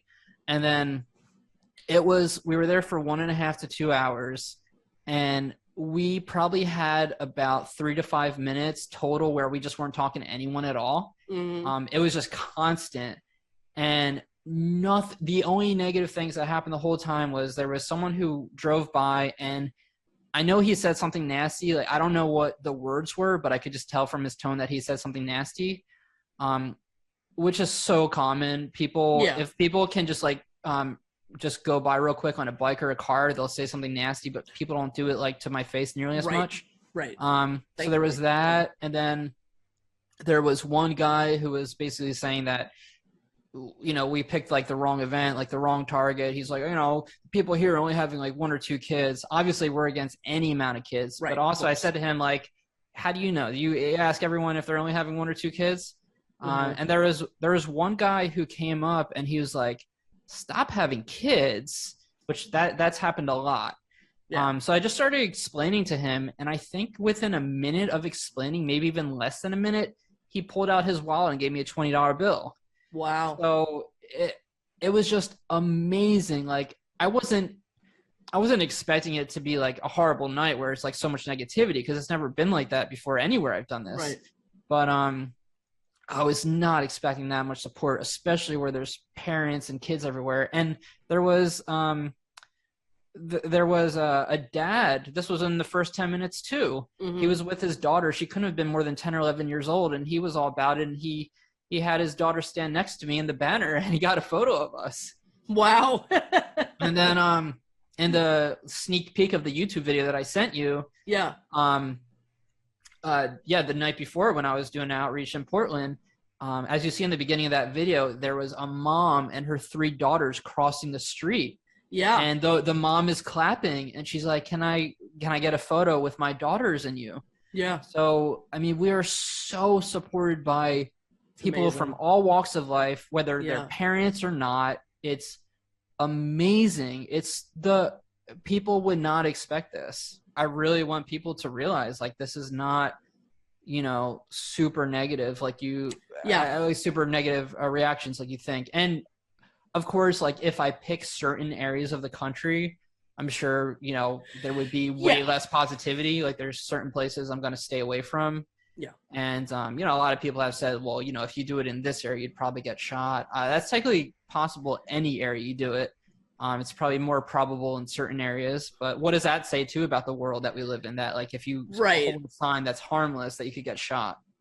It's funny. I mostly hear anti-natalists say that, that more than anybody. Like, you know, I mean, I've been told so many times, like, oh, if you talked about this on television, you'd get yourself shot, or you talk about it at a school, you'd get yourself shot. And it's just, I mean, I do think that there is some truth to, again, like, you know, yeah, sure, you say in certain places that unfortunately might be the case, and that is, as you're saying, the world we live in. But there's also just an enormous amount of catastrophizing, I think, sometimes about being open and honest about this subject. And it's not always what the reality really is, as I think you're proving. Yeah. And people need to realize that this is a message that people from all walks of life can get on board with. Like, there's people from all kinds of walks of life who believe that people should not be having kids. Yeah. And it's a message people desperately need to hear on top of it. Number one thing people should be talking about. Exactly. Well, I wanted to talk a little bit about one of the interactions that you had that I just thought was so phenomenal. And I just want you to know that I've watched this video so many times. And that was your incredible interaction with a woman by the name of Gabriella, who was a German-born woman who encountered you on the street. And she was so excited to meet you, so incredibly inspired by you. And she has this incredible line in the video that's on Instagram, you know, saying, like, this is the first time I've seen anything this freaking positive out here in my whole life. Yeah, and, I remember that. And it's just an incredible video. So I'm curious if you've kept in contact with Gabriella at all. Has she become a regular supporter? Not that I'm aware. That was in Seattle, Washington. So that's 3 hours from where I live, or actually, you know, depending on the traffic situation, it can be more than 3 hours. But yeah, I only saw her that one day. I've only done this in Seattle probably, I think, 3 or 4 times. Okay. We were in the Pike's Place Market area that day, and she lives right by there. So she was just like walking around, and she saw what we were doing, and she was like hardcore all about it. Yeah. And I gave her a mask and did that little interview with her, and she was just so excited. And yeah, she said it was the most positive thing she's ever seen. And she was talking about how badly this message is needed. I don't know if she's ever seen another Stop Having Kids demonstration and interacted with any of these other people again. I'm sure if she hasn't yet, like, there's definitely going to be another time. And I would love for her to volunteer and be part of that. Like, no one, if you don't want to talk to people from the public, you don't have to. You could just go to something like this and just hold a sign. If someone tries to talk to you, you can say, "Oh, we'll talk to that person over there." I mean, when I do this with the person that I mentioned before, Stephanie, she like, when people ask about like what is Stop Having Kids and stuff, she doesn't really want to engage in that much, and I think she doesn't really know how to answer that a lot of the time. So she just directs people to me, which is totally fine. But yeah, you never, like that Gabrielle, you just never know when you're going to meet these kinds of people, because there's a whole spectrum of people who are glad to see the Stop Having Kids. There's a whole spectrum of them. So there's some people who are like Gabrielle, and they get super, super amped. Yeah. And they're just so excited about it. She was the first person I ever saw react like that. And that was only the second Stop Having Kids outreach demonstration I ever did. Wow. And I've seen reactions like that a handful of times since then, or actually more than a handful of times, but she's the only one who I've actually actively got an interview with. I need to start doing that more, asking people if they'd like to do an interview. But that would be incredible. Well, I mean, I was going to say this a little later, but I mean, that video and also the videos that you sent me, you know, I just, this is really powerful footage. I mean, I think you're capturing some really incredible reactions. I mean, have you thought at all about, and I know you're kind of at the beginning of the video end of things, but I mean, have you given any thought to maybe turning some of what you're doing into a documentary? Oh yeah, that's definitely happening. I actually had a feeling that was going to be your next question. Okay, yeah, I hope you do it.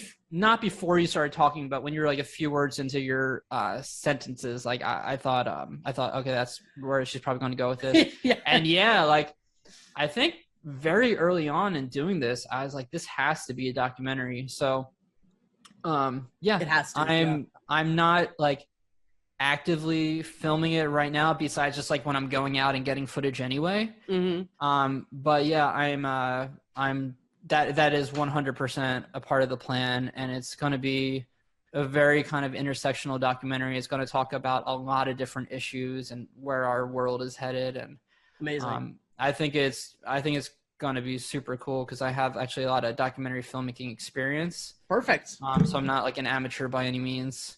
And I think when I've seen the interest that people have seen when I'm doing the demos and I'm wearing the shirt and stuff. So yeah. I can only imagine if I had a documentary or something on Netflix that said Stop Having Kids or whatever, but it's going to have Stop Having Kids in the name. I can imagine so many people wanting to view that, you know? So I think it's definitely going to become a documentary for sure. I'm so happy to hear that because, yeah, I mean, the strength of some of this footage just, you know, it already looks like it's a part of a documentary almost, you know? And so, yeah, I'm very excited to hear you say that. I mean, you know, in one of these videos that you shared with me, I mean, you know, people do threaten you. I mean, you do sometimes end up in some really scary situations. For you know, sure. that one guy that drove by said something to the effect of like, your mother should have aborted you, and if you stay out here any longer, I'm going to come do it myself. Yeah, someone will do the favor, and I think I said, "Are you going to do it?" And he said, "Yeah, I will." I mean, that's a frightening interaction. I mean, that's a death threat. I mean, so how do you and you handle yourself very well in those kind of situations. But I mean, what that has to take some kind of toll on you. I mean, how do you manage that kind of thing happening to you? I mean, I'm already prepared for those kinds of interactions. They don't shock me at all. There's, you know, most humans, just being straight up, just don't have respect for life. You know, it's nothing for them to take the life of a chicken or a human or anyone for that matter, to know that others are dying for them, suffering for them. Right. So yeah, the world's full of people who completely lack empathy and consideration for others, and there's so many people who are sociopathic and psychopathic and sadistic and stuff. People who, if you don't have the same exact beliefs as them, they think you deserve punishment or just to have your life ended. So yeah, I'm well aware that, you know, anytime I do this, no matter where I am, I may interact with people like that. Right. And it's just part of the game. Like the only way to avoid it is just not go out and do this stuff. And there's no way I'm not gonna like stay inside and not go out and do this stuff. It's too important to not do. Exactly. So yeah, I don't want to show these people that I'm scared, and I'm not scared. I'm not putting like on a facade or anything. I'm not scared. So they can do whatever they want. It's their life. I'm doing what I want with my life. They can do what they want with their life. And, you know, if anyone ever does kill me one day, I hope someone finds them and does shit to them. I don't even want them to go to prison. I would want someone to take their life too. And not in the most pretty way. So yeah, I don't care. That's not, it doesn't like inhibit me from doing anything.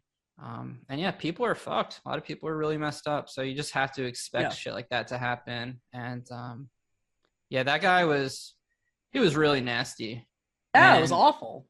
It's amazing that he'll make a death threat without even knowing anything about what I'm doing. Like, I'm just holding a sign that says Stop Having Kids. It has a website on it. How about you actually go look at the website and see if you still want to kill me after you look at the website? Like, is it really that bad?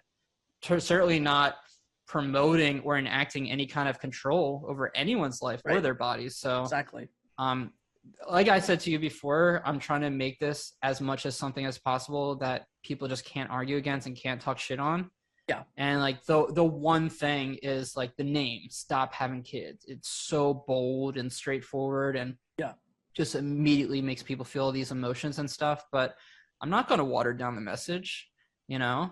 Well, it's even more straightforward than just using the term anti-natalism, because anti-natalism can mean a lot of different things, you know, but stop having kids is so direct. Exactly. You know? And that's what we need. Yeah.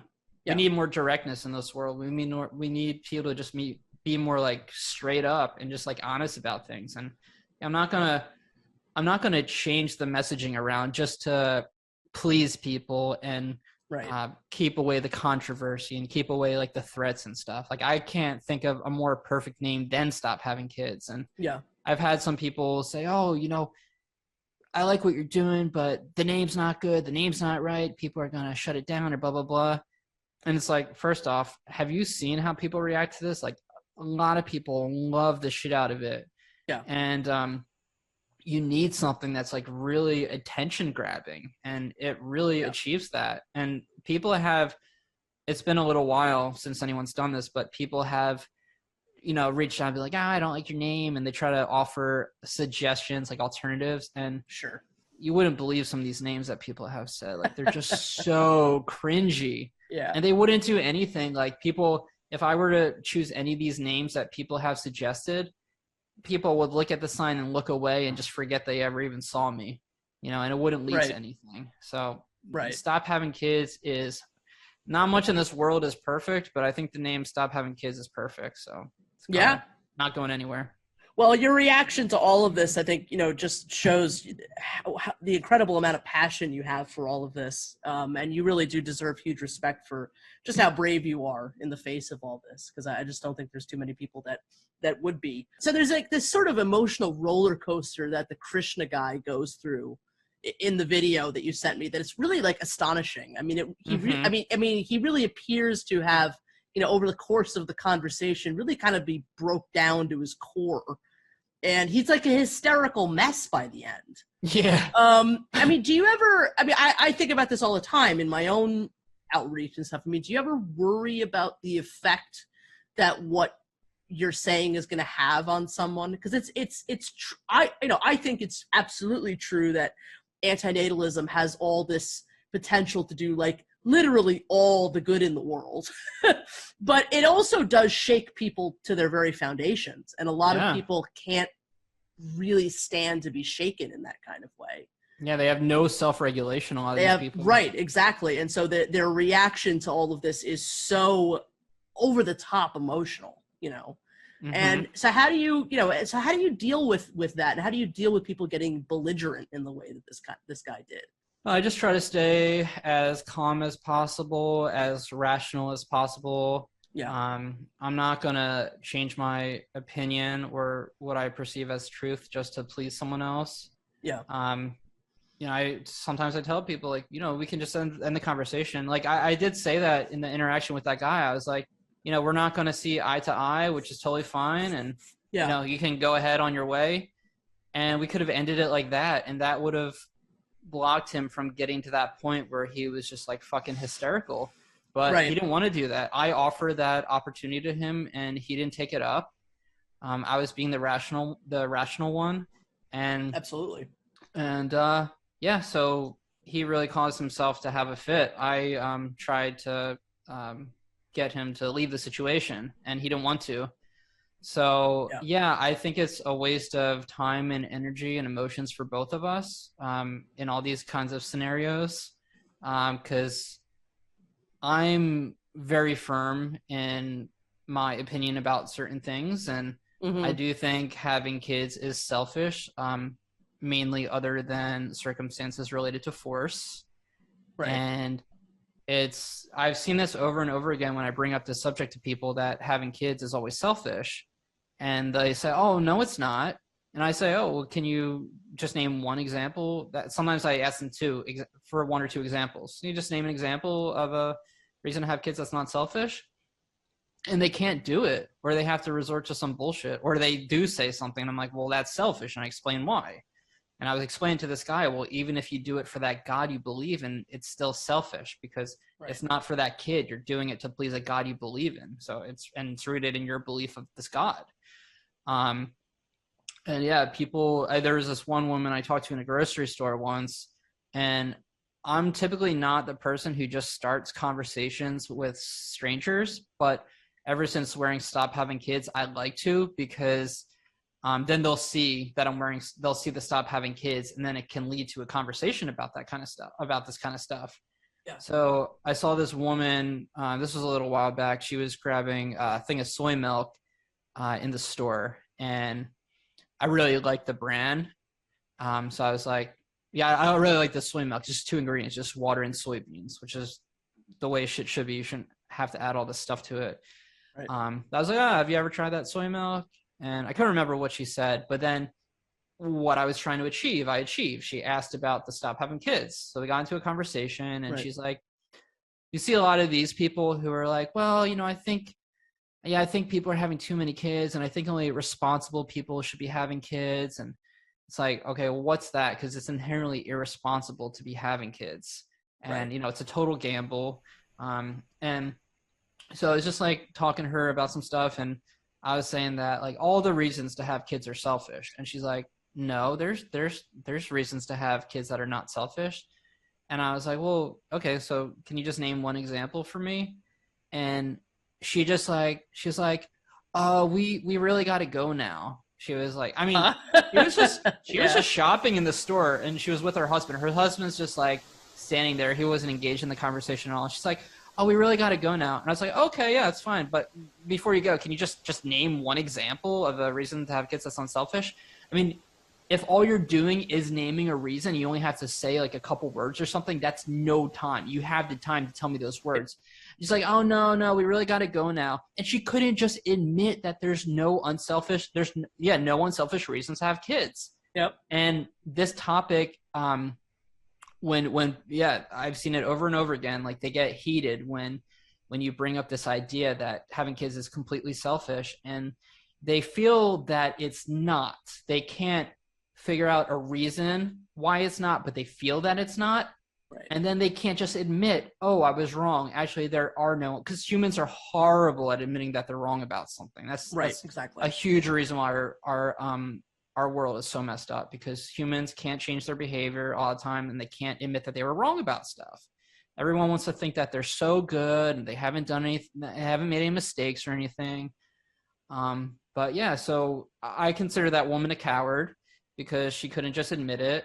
And then I consider the guy from that video that you watched, he was a coward too. He couldn't just admit it. Yeah. And then he resorts to the Krishna thing, and then he can't even explain it. Like, I'm saying, no, that's still selfish. And so then he just starts making what humans do is they always make up stories to fit their emotions.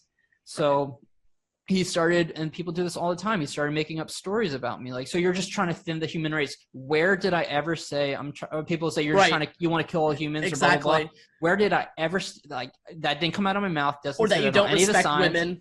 Or that I don't respect women. Like, yeah. So they keep making stories up about you to support their emotions, exactly. Which is so fucking selfish in itself. And it's like, it's a scapegoating thing. So yeah. Yeah, it was a scary interaction. Yeah. I mean, that guy had really bad energy. He was in my face. There was spit coming out of his mouth and landing on my face. And, I don't want any kind of physical altercation. No. That's not why I'm out there. I'm out there. He said, why are you even out here then? I said, I'm out here to have positive conversations with people. And that's the truth. And that's what happens most of the time. And this conversation with the guy wasn't positive, and it wasn't going anywhere. And that's why I said, well, we're not going to see eye to eye. So you can go be on your way now. Like, what's the point? You handled it very well. I mean, he just completely devolved as a human being in that moment. I mean, it was kind of, I mean, the guy, it's kind of funny that guy that drove by and said that really horrible thing kind of disarmed the Krishna guy for a minute. Like, it kind of made him think like, well, that's a crazy reaction to this. Mm-hmm. But then he kind of ended up in the same place as the conversation went on. Yeah. So it was really, really, I mean, that's why a loser. He called you a loser. He made all kinds of accusations. I mean, again, I don't know what else to say other than that. This is just such incredible material for some kind of documentary, because you're documenting a kind of psychological reaction, to a subject that's just really not been documented before.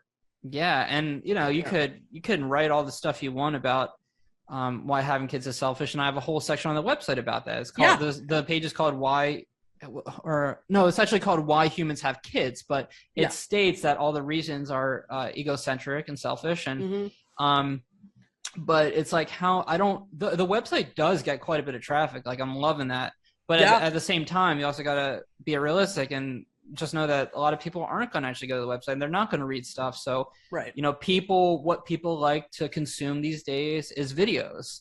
Right. So you got to put this in video form too. And it's one thing to sit in front of a camera and explain, but that's going to bore a lot of people. A lot of people aren't going to be interested in that. But if you can show these interactions, and people love drama. Exactly. This guy, I'm just living my life. I'm just out there doing outreach. He came up to me, asked some questions. He flipped out. I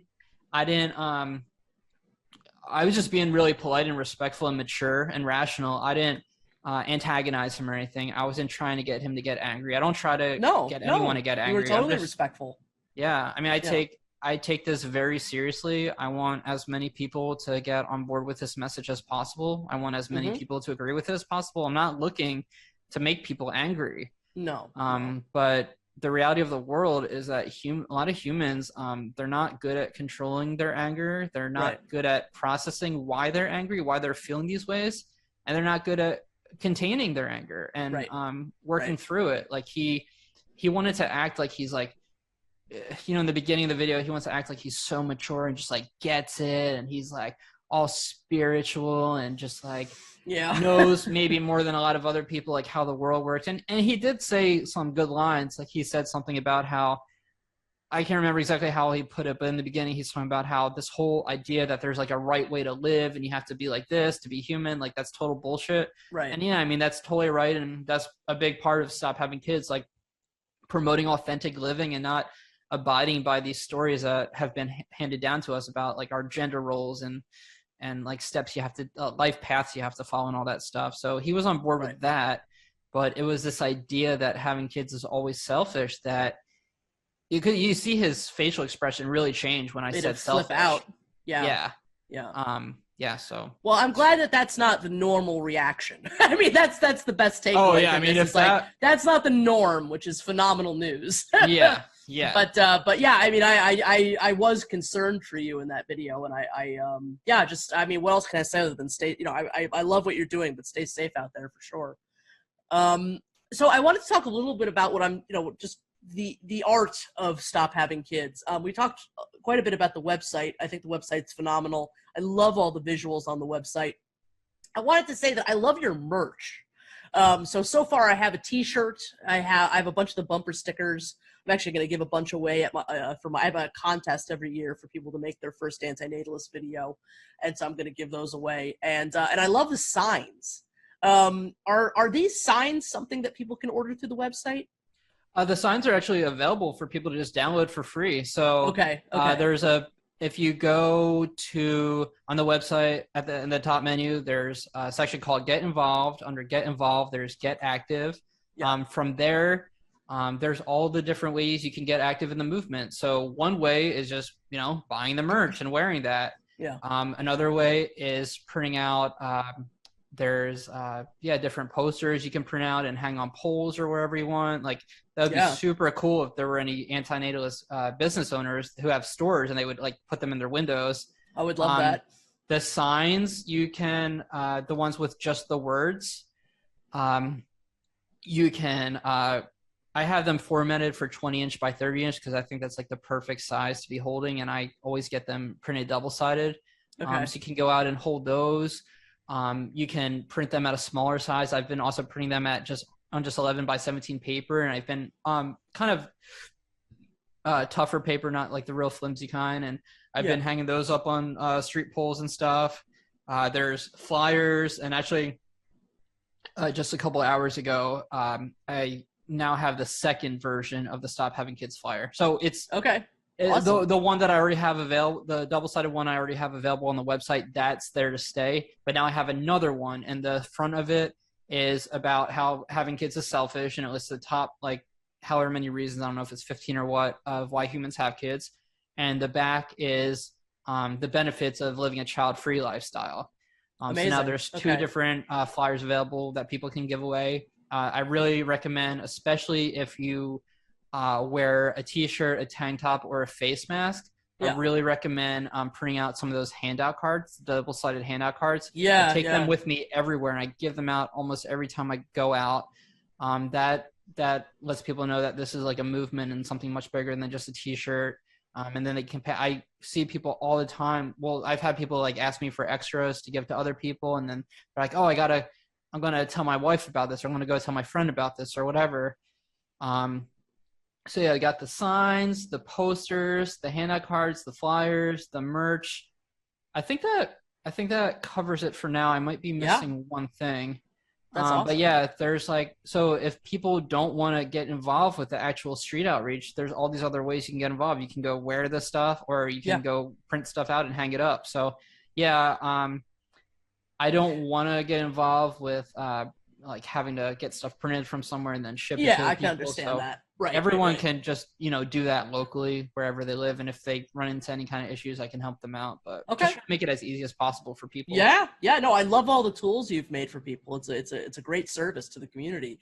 I also love this other initiative you have going, encouraging people to write Stop Having Kids or stophavingkids.org on money, on dollar bills. Yeah. How is that going so far? Is that kind of taken off?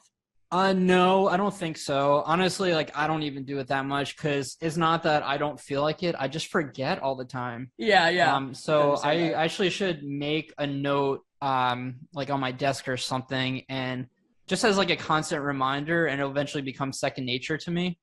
But so it's a great idea.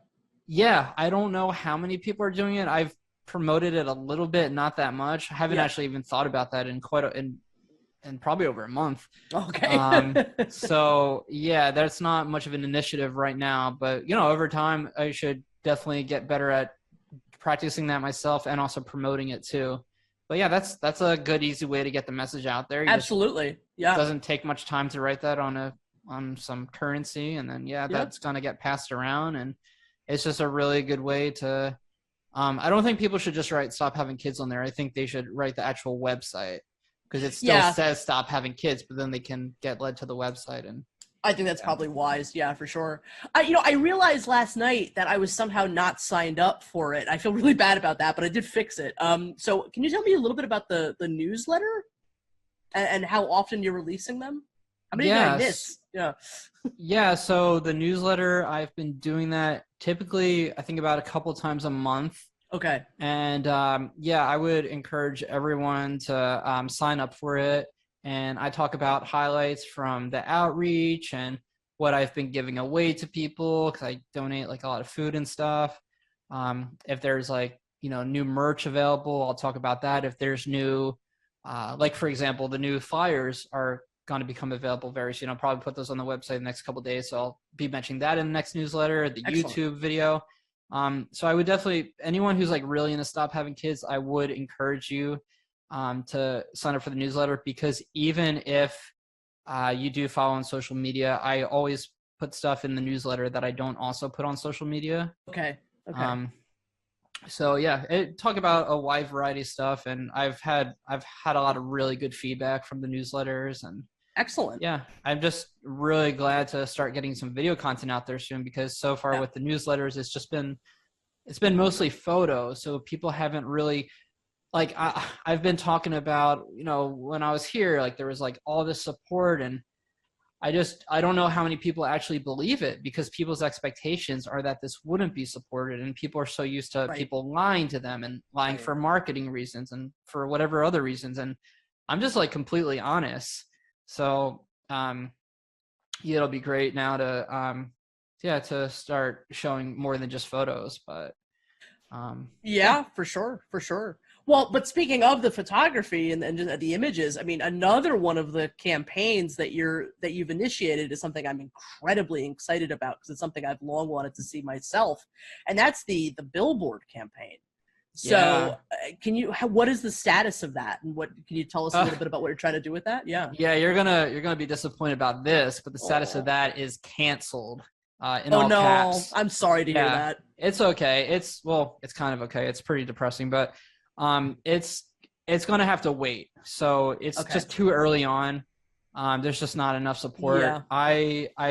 So I tested the waters in a newsletter, and then if it was going to go well, I was going to post on social media. But in a newsletter, I had made a GoFundMe, and the GoFundMe was for various things. So just a few examples for the GoFundMe. Getting a mega banner for the Seattle chapter. So Isaac wanted a 30-foot banner out there. Oh, wow. So I wanted to fundraise for that, and then I wanted to fundraise for search engine optimization service. So way more people through like the search results and stuff, they would be finding Stop Having Kids, and that's like a pretty big chunk of money. So that's just a couple examples. There were a bunch of other things that I was trying to fundraise for, but it was one general fundraiser to cover a bunch of things, and I listed all the different things, and I had about 300 people sign up for the newsletter.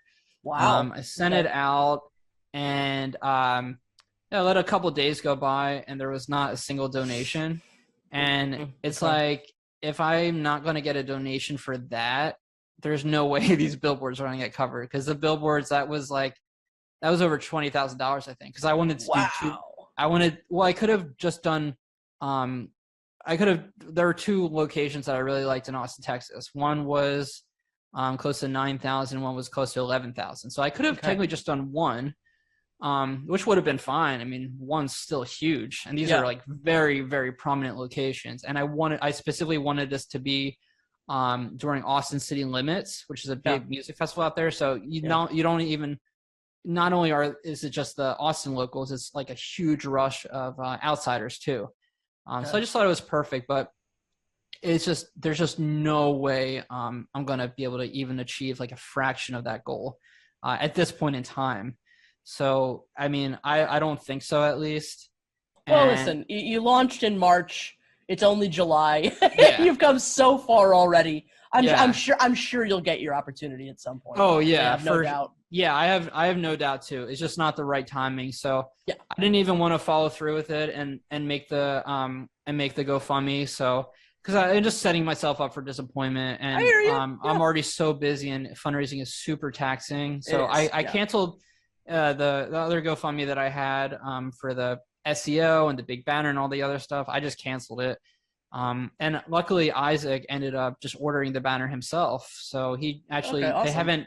They haven't gone out and used it yet, but he got it last Sunday. So yeah, they'll have a 30 by 5 foot Stop Having Kids banner with the website to hold over the freeway out there. That's amazing. Yeah. So the only issue is finding enough people to, help out with that. So that's the challenge right now. Yeah, they're gonna need a whole bunch of people to hold that. Exactly. That steady. Yeah, it's massive. So yeah, I wish I could have given you better news about the billboard. That's okay.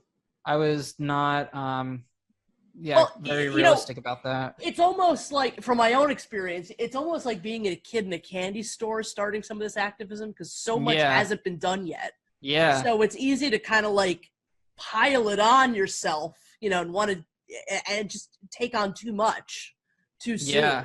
I feel like pacing oneself is a big part of this whole thing. Yeah, I'm just hoping for a day where I meet one, or actually hopefully more, like really wealthy donors who want to like put some serious funding into this, because it's haven't gone like a whole lot so far, really. And just I've had a couple people be like, oh, I know some people who will actually probably give you lots of money, and no one's followed through. So it's just, it's kind of just disappointing. But over time, like things are going to fall into place for sure. I have no doubt. Yeah, I have no doubt either. So it's not an if, it's when. Yeah. Well, let me talk to you a little bit about sort of like the traveling around that this and just that Stop Having Kids is doing, and like the local chapters that are popping up. Like there's one in New York now, from what I understand.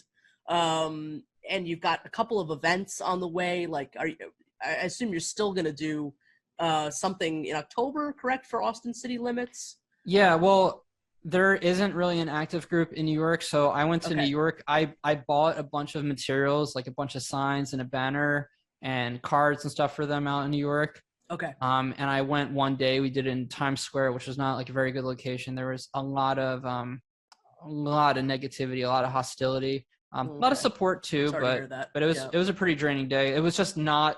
It's not that New York City is not a good place to do it. It's just that location's not a good place to do it. Yeah, I can see that. And then, yeah, I don't know what's going on, because there was a girl out there who she was just there for a little bit because she had another activism event she had to go to after Stop Having Kids, or that she wanted to go to.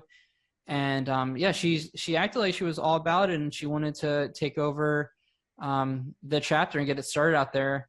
And that was back months ago, and I haven't heard anything from her. And I've messaged her multiple times to see what's going on, but haven't heard anything. So I don't know what's up with that. But yeah, I have no doubt it'll get started at some point. It's just a shame that they have all that stuff right now that I paid for too, and they have all this great opportunity in New York, and they're not utilizing it.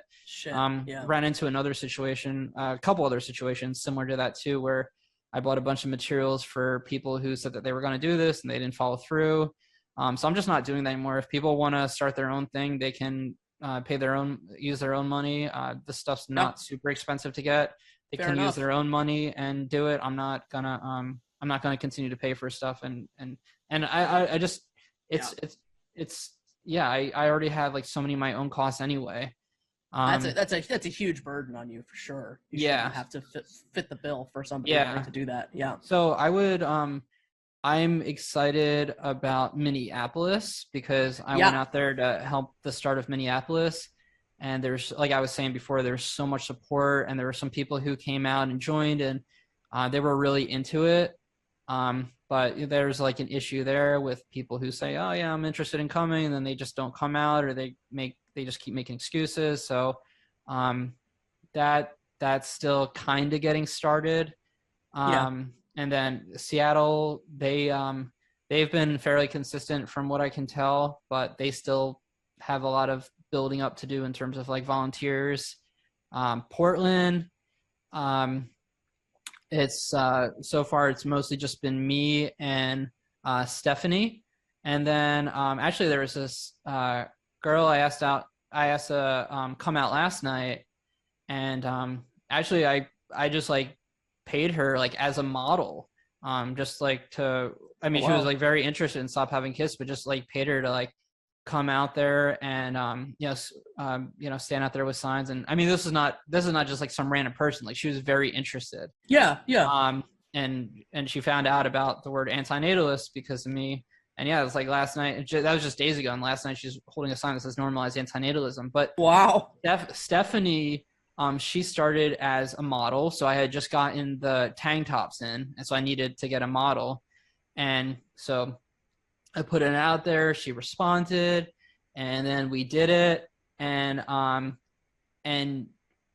she said that she'd be down to like volunteer and like go do this outreach stuff with me. So we've just done it consistently every week since the week I met her. And then there's this new girl last night who came out, and she wants to continue doing this.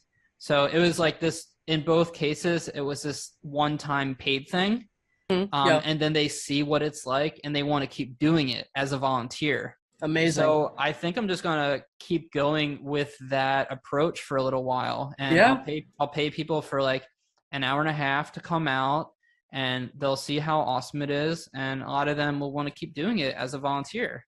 So I mean, if that's what it's gonna take, because that's the only thing that's worked so far. As far as just like asking people I know personally, or someone who I know personally knows them, and I'm like, hey, are you down to go do this? And they say yeah. But then they're like, oh yeah, but I can't do it because of this and this. And then you reach out next week, oh, can you do it then? Oh no, I can't because this and this. And they just keep having excuse after excuse. After a certain number of times, I just don't ask anymore. So that approach is not working. And what I've this whole modeling thing that models turned into volunteers has been working. So I'm just gonna keep doing that. It's a little bit of investment, but it's working. It's working, and it's so worth it. And I've done this by myself too. Like I've I was traveling down to California. I was going to do this in LA, Yeah. in Vegas and Phoenix. And I ended up turning around after spending about a couple days in Oakland. I decided to turn around for numerous reasons, but one of the big reasons was that there were just so few participants. Yeah. And I was just getting kind of stressed about it, but I tried it by myself in California. I did it for one day alone in Berkeley and one day alone in Stockton. Amazing. And Yeah. both times I did it alone, one person joined me, like one person just walking by joined me. So I would suggest, and also had lots of really good conversations with people and lots of support, lots of people. That's another thing too about this. So many people who are walking and driving by, they'll take photos and videos. Yeah. I don't know what's happening with this stuff, but I know a lot of people are sharing it. So even as just one person, you can go out there and do this, and you might find other people to continue doing with you, because they'll discover you doing it and they'll want to do it too. So I would suggest to people that, well, I don't know. I really just with the reality of just human civilization, I don't really feel, I wouldn't feel comfortable about encouraging any females to do this alone. Yeah, that's right. I would say they should have at least another person with them, at least one. Yeah.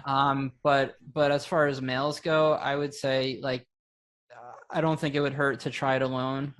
I just threw myself into it, and they were both fairly good experiences. So that would be my only reservation too. Just like speaking for myself, like I've always wanted to get more into this kind of activism. You know, I'm been more based in the online antinatalist world for the last 10 plus years.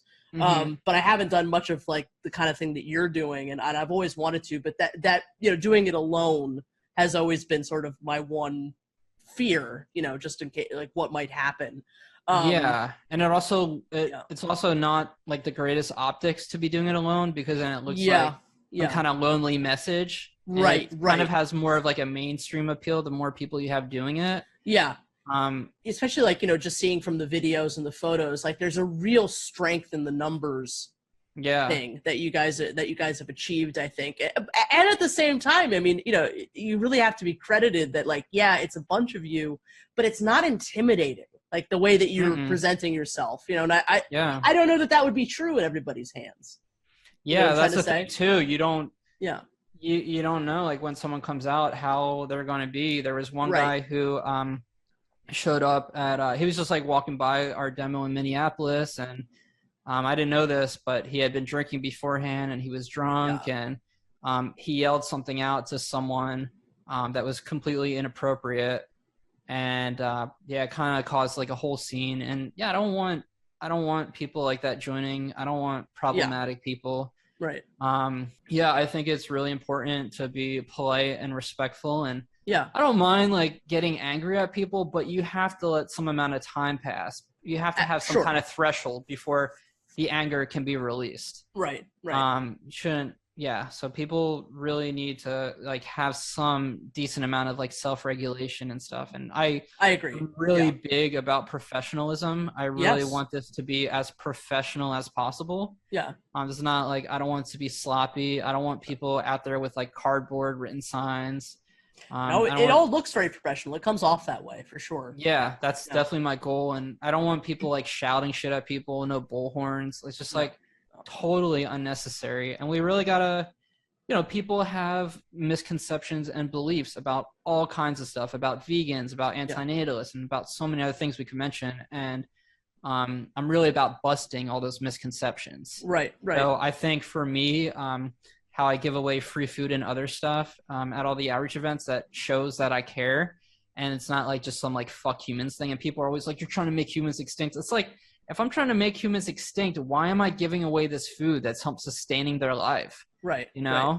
So the fact that you give stuff away is, again, like I think it's an important part of the tone that you're setting. Yeah, and the organizer in Minneapolis, Ashley, she has a giveaway. She does the giveaway boxes at her outreach events too. As far as I know, they don't do that. Yeah, they don't do that at all in Seattle. Okay. But I think I think as this spreads and more people do it, more people will do that, the giveaway stuff. And it's encouraged. It's not required. Right. And I am a bit privileged here in Portland with the giveaway box because I have some advantages. And actually, so does Ashley in Minneapolis. The thing we both have in common is locally, we live near grocery liquidators. Oh, so wow. There are these grocery stores that have unbelievable amounts of vegan options for ridiculously cheap. We're talking about stuff that's come in damaged packaging, or it's expired but perfectly good, or it's like overproduced. And they get this stuff and they sell it at a small fraction of the retail cost. Like, for example, I went into one of these stores yesterday, and they had these special kind of tortillas, not like the wheat base, but I think it's like cassava flour and some other stuff. Okay. And these tortillas retail normally cost about $8 or $9, and they were 2 for $1 at the store. And then they had frozen vegan pizzas for $2. So I can get a lot of the stuff that I give away comes from these places where I can get a lot of good stuff for really cheap. Really high quality stuff. Yeah, really high quality stuff. And some of the most amazing products I've tried have come from these places. And then also sometimes some of the local vegan places here will give me like their leftovers, and I'll give that away. Amazing. There's actually a woman here who owns a vegan cinnamon roll place called Hail Snail. And or actually they're non-binary. They have a kid, and they're super supportive of Stop Having Kids. So they've given me tons of like cinnamon rolls and pizza rolls to go hand out to people. Amazing. So yeah, trying to really work in the aspect of food waste with this too. Yeah. No, I love Food that waste aspect and of it. sustainability, all that kind of stuff. Yeah. So hypothetically speaking, if I were to want to start a local chapter here in Chicago, how would I go about that? What would I need to do? Well, first off, anyone who wants to start a chapter, they're free to, email me. The email from the website goes directly to me. They can, tell me that they want to start a chapter, ask any questions they want.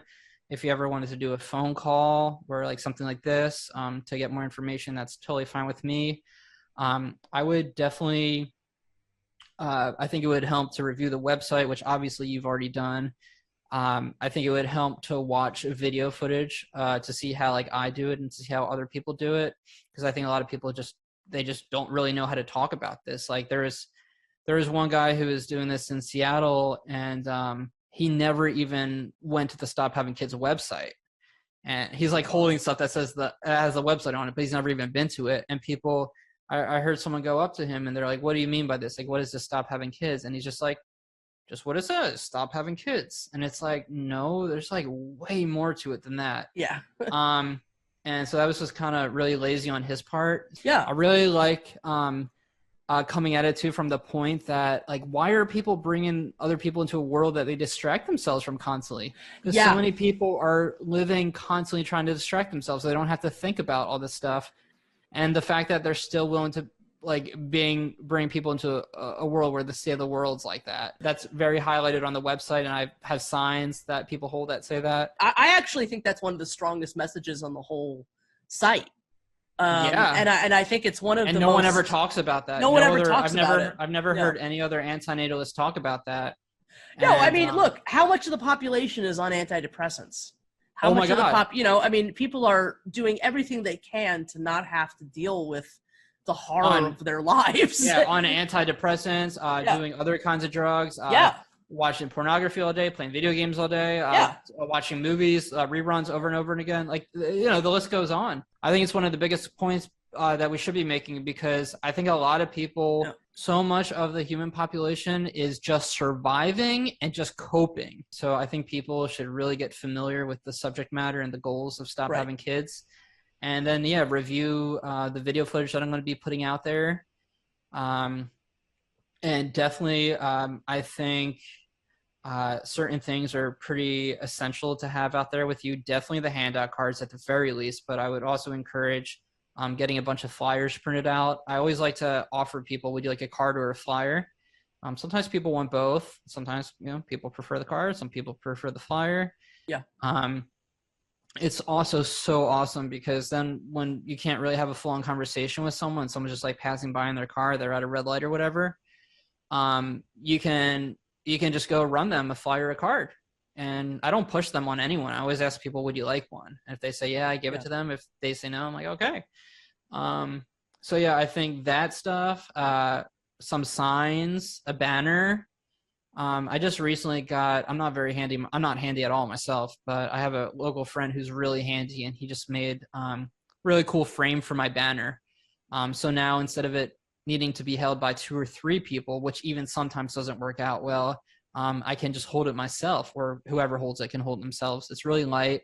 Nice. And it doesn't flop over or like come up with the wind or anything. So it's like totally expanded, and it's got a nice frame. So I would say if you're handy, build something like that for the banner. If not, reach out to me, because my local friend said he's willing to make these for other people. Like that's his contribution to the movement. Right. So yeah, I would say the signs and the banner are super attention grabbing. And then yeah, just the outreach materials, which are very economical. I got my signs printed on chloroplast. I'm not like super proud of it because it is plastic, but it should have like a much longer life than if I were to do some kind of paper. Yeah. So even though I'm like super anti-plastic, it's impossible to avoid, and I'm more about like, getting something and having it for longer than buying more of something else that's not going to last as long. So I definitely recommend getting on chloroplast. And if you want to, I always get them double-sided because there's always people walking by from behind. That way they can read it. I've had a lot of interactions with people who saw the signs from behind. If you do go the chloroplast way, I would call around to different places and ask them their prices, because it varies very widely. Like I've gotten them from a couple different places, and my favorite place so far, they do it for $36 per double-sided one. The place that I've ordered most of them from before were $40, but the quality is not nearly as good. And then I reached out to another local company the other day. I asked how much theirs were. Theirs were $66. Wow. So you got 36, 40, and 66. Oh, then another person quoted me 51. So yeah, you definitely want to try to find something probably like in the more 30 something to $40 range. If you find something beyond that, you're probably overpaying. But yeah, so there's on the Get Active page, like there's an outreach signs page, not constantly, but often adding to that. I think there's about 80 signs available there now. They're not in any kind of order, but I did make it just the other day way easier to scroll through on the mobile app or the mobile site, because it used to be you could only, when you were scrolling, you would only see one sign at a time, whereas like on the desktop, you're seeing 3 at a time in each row. But now there's 2 columns, so you can see 2 at a time. So it's a little bit easier. But yeah, I think that's all you need. All you need is that stuff, and you're good to go. And you can have it's always so worthwhile. And I can't make any guarantees to anyone, but I think, I think people would really be surprised about how fulfilling this work can be. Like it's really been refreshing for my life. And I didn't make this like for any kind of selfish reason, obviously, but that has been like a benefit to myself. Like it has, because the world's like going to shit pretty hard. Yeah. And this has brightened my own personal life a bit. And when I've done it with other people, I'm seeing them like become a lot happier, like in the moment, and going home and feeling better. So I would totally recommend it to you. Hopefully you have some local people who would be willing to join you. If not, maybe even I don't know, maybe you can put something out on Craigslist or I don't know. But anyway, like I told you, there are those 2 models who are not activists by any means. They've never done any activism before. Yeah. They came out, met me, saw some stuff, and were like, I want to continue to do this. And the girl last night held up like 5 different signs. She was smiling the whole time, and she was like, amazing. She was all about it. So yeah. So last month, as far as I know, Stop Having Kids received its first media attention. And I was curious what you thought about the response, the way that they wrote about you in those. Oh man, it was hilarious. It's really funny. It was hilarious as fuck. Yeah, of course, yeah, they were saying negative stuff, but at least they were taking quotes right from the website. Yeah, I noticed that. I feel are inarguable, and they're just like stating these quotes like to talk shit, but they're not really saying how they're wrong or anything.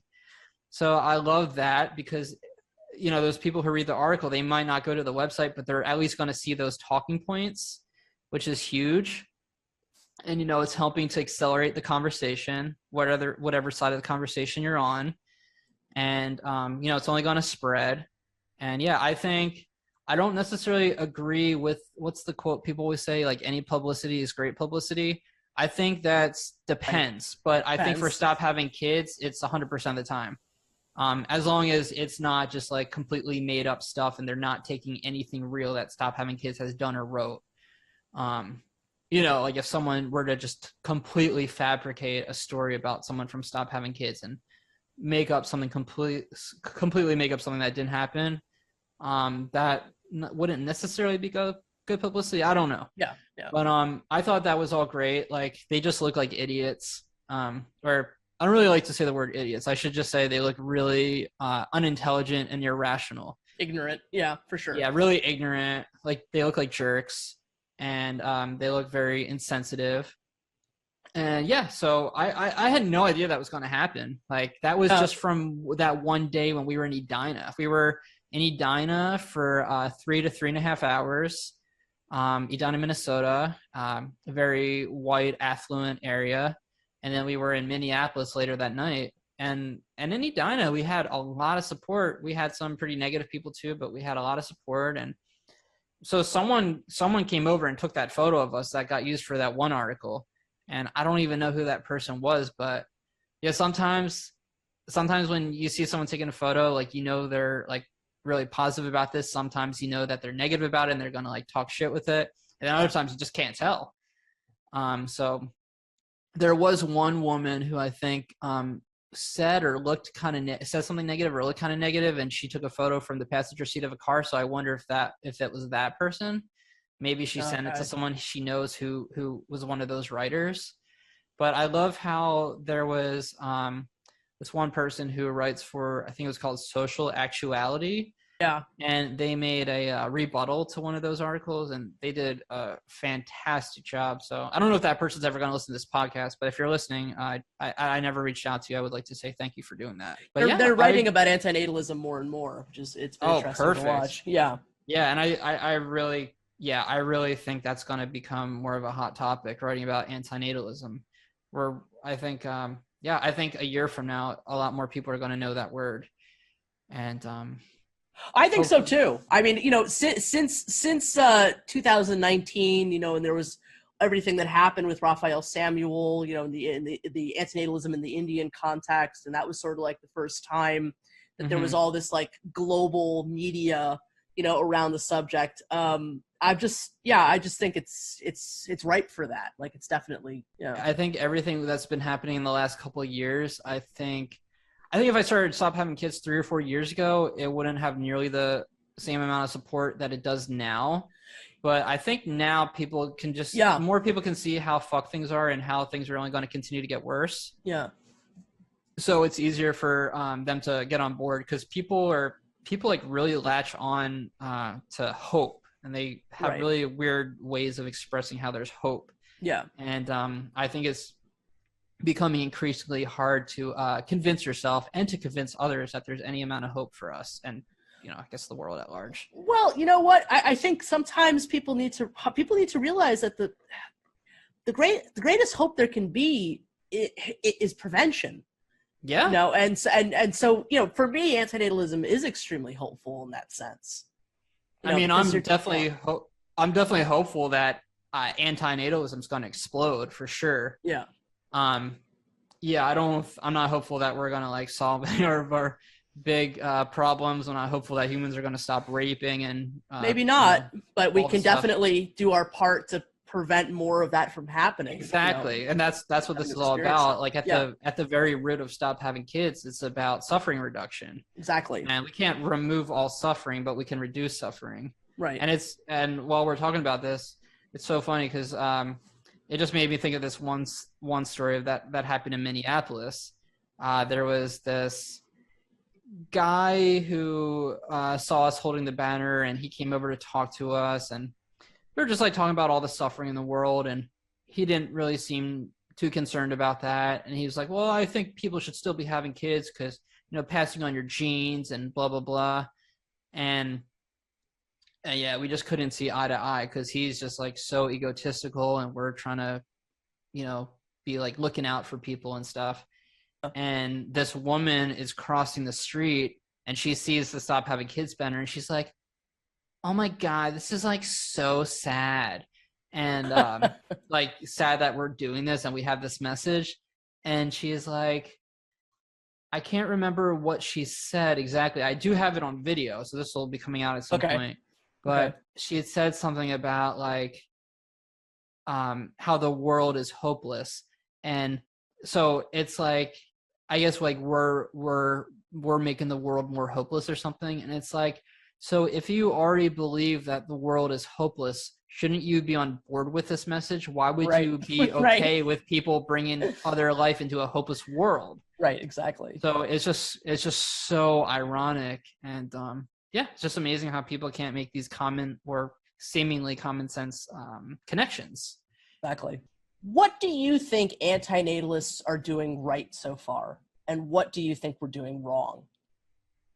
That's a really good question.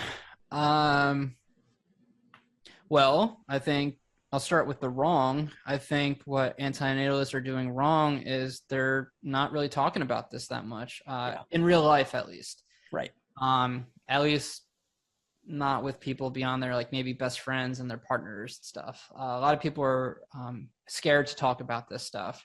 So I think people need to get over that and be more expressive about this. There's nothing wrong with it. It's all good. It's about reducing suffering. It's about spreading ethics, more ethical ways of living. There's nothing to be ashamed of. It's not something that everyone's going to agree with, but people don't have to agree with it. And you should just be okay with the idea of people maybe not agreeing with you and maybe having nasty reactions and stuff. But people need to stop assuming that everyone's going to be against it, because there's way more people that are for this than aren't. And even if they are against it, whatever, you should still bring it up. And some people can be against something one day, and then before it, like a day later or a week later or a year later or whatever, like, you could have a conversation with someone about what's happening to other animals, like in systems of exploitation, and they may not give a shit that day. And then, later on, something might change within them, and they might start caring. And it's because you had that conversation with them. Right. So I think it's totally worth it to be outspoken about it. Yeah, that's one thing that I think anti-natalists are doing wrong. They're being too scared to talk about this stuff. Yeah. And that's a huge disservice in my opinion. The fear problem is huge. Yeah, the fear and anxiety and all the excuses and stuff. Like, just come on, people. And what are anti-natalists doing right? Well, okay. What are anti-natalists doing right? I would say there's a lot more anti-natalist content coming out, and I think that's really important. Anything that any kind of cause or any kind of thing that we want to bring awareness to, we have to pump out as much content as possible. Right. As much good content. Don't put crap out there.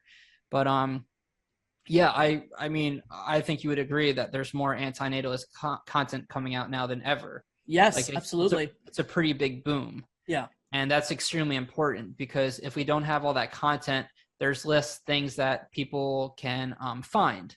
Right. So like, for example, if the book Better to Have Never Been never existed, a lot less people would know about anti-natalism. I mean, right. David Banatar technically coined the word, so maybe that wasn't the best example to use. But either way, whatever you're doing, like that guy Sean I was talking about earlier, who made the anti-natalist rap, and he had some other stuff.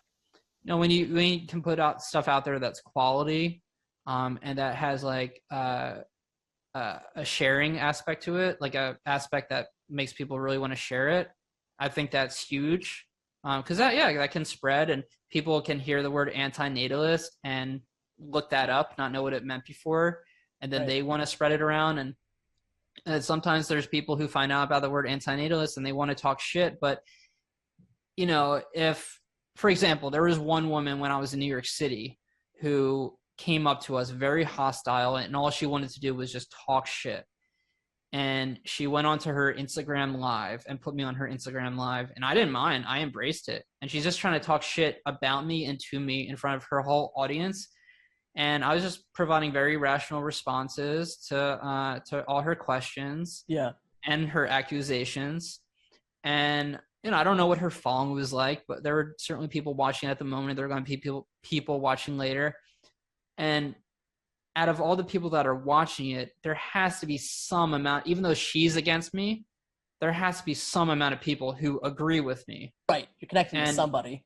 Yeah. And who will maybe look into this or talk about this with other, I don't know, who knows. But yeah, I think to answer your question, what are anti-natalists doing right? I think that we're on a good path right now in terms of like putting out more content. I think there should be way more than there is, but but we're doing an okay job. Yeah, no, I agree with you. And I think people should really be sharing anything that they find that's quality, whether it's Stop Having Kids or anything else. Share it with people. Absolutely. And, I'm really glad that it is like becoming more of a thing now, and there's more vegans talking about it. I think I say veganism without anti-natalism. I call that dark ages veganism. Yeah, I agree. Yeah, I think it's so backwards and antiquated to not be talking about that and to say that that's not something that matters. The connecting of those two worlds has just it's got to happen. It's got to start becoming more solid, and I think that it will over time. But and I will say, you know, it's really only in the last couple of years that I've seen any evidence that that's starting. But it is, you know, and that's been a good thing to see. Yeah. What do you see as the future of anti-natalist activism? Honestly, probably a lot of Stop Having Kids stuff. Yeah, I think so. I think Stop Having Kids, not necessarily like in the super short term near future, but you know, as time goes on, I think it's going to spread like crazy. I want to have, if you look at, you could drive around for 30 days straight and you might not find one billboard that is meaningful in any kind of regard, right? Yeah. And most of the billboards that exist are total junk. They're just marketing horrible shit to us. And I would love to be a part of that change. Like, I want to have Stop Having Kids billboards that really promote really great positive messages. And I think that needs to be the future. Like, we have to get this message out as widely as possible, and I think billboards are the best way to do that. I agree. Because there's so many people that are going to be driving by. There's going to be people who take photos while they're driving by, and they're going to spread it. There's going to the media is going to latch onto that. So yeah, I am so eager to have billboards and bus ads and subway ads and all that kind of stuff, because shit would explode if that could become the case. And yeah, it's not enough to just recommend like, oh, read Better to Have Never Been and go listen to the Exploring Anti-Natalism podcast and go watch some of Sean's videos and like all this other stuff. Like, it's all good that stuff exists for sure. Yeah. But we need something that's going to reach a wider amount of people in a shorter amount of time. It sticks it in people's faces. Yeah. Exactly. So yeah, I think the future of anti-natalism is advertising, marketing. Yeah, I agree. Absolutely we need people who are on board with this message to start funding this. Yeah, it's really important.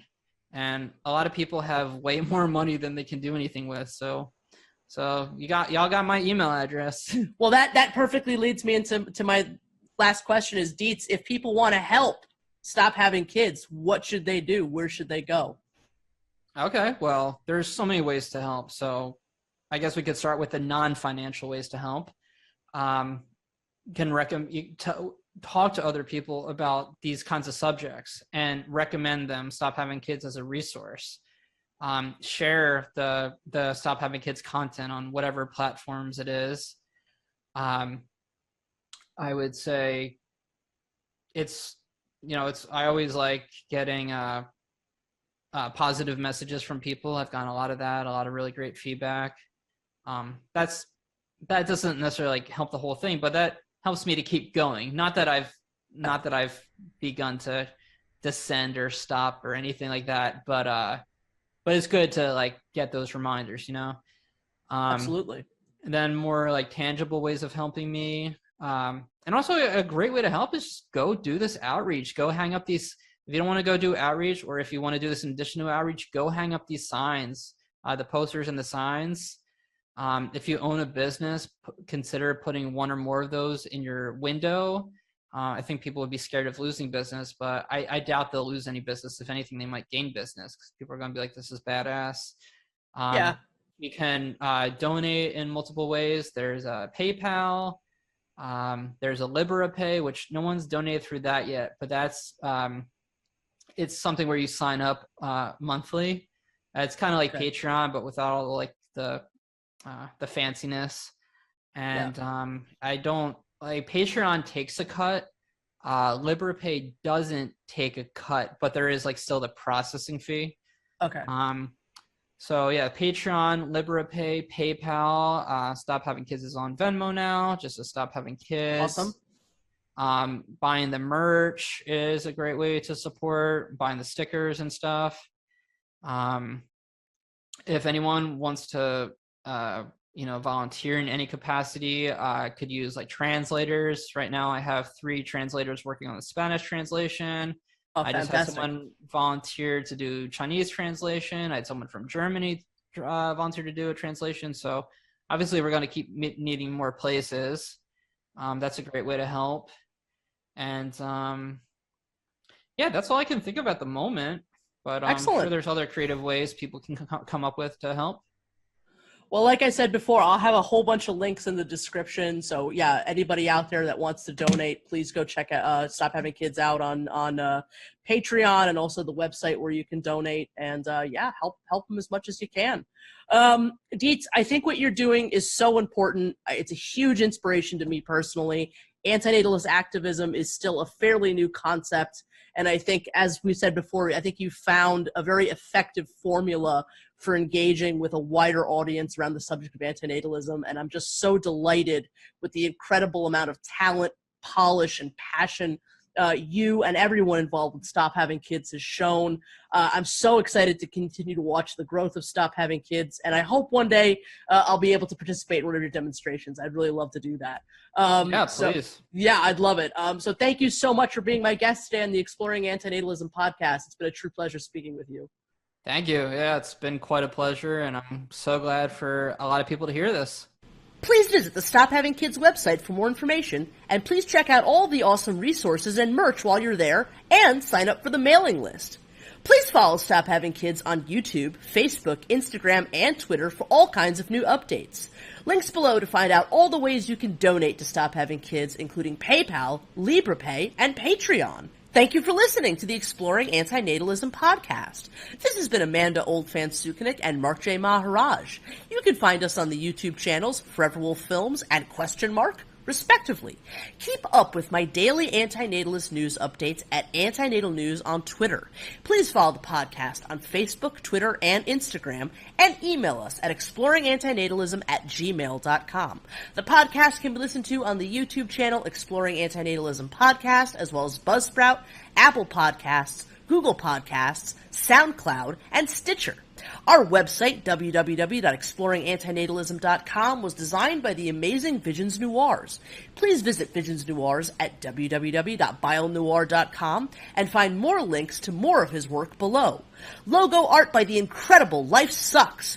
Please visit his YouTube channel, and if you would like to perhaps purchase one of the new Exploring Antinatalism t-shirts by Life Sucks, please visit his Etsy page at www.etsy.com/shop/LifeSucksPublishing. And proudly announcing, our new theme music has been graciously provided by I Doubt It.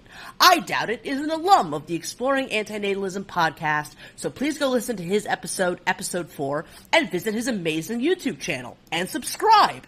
All the best, and bye for now.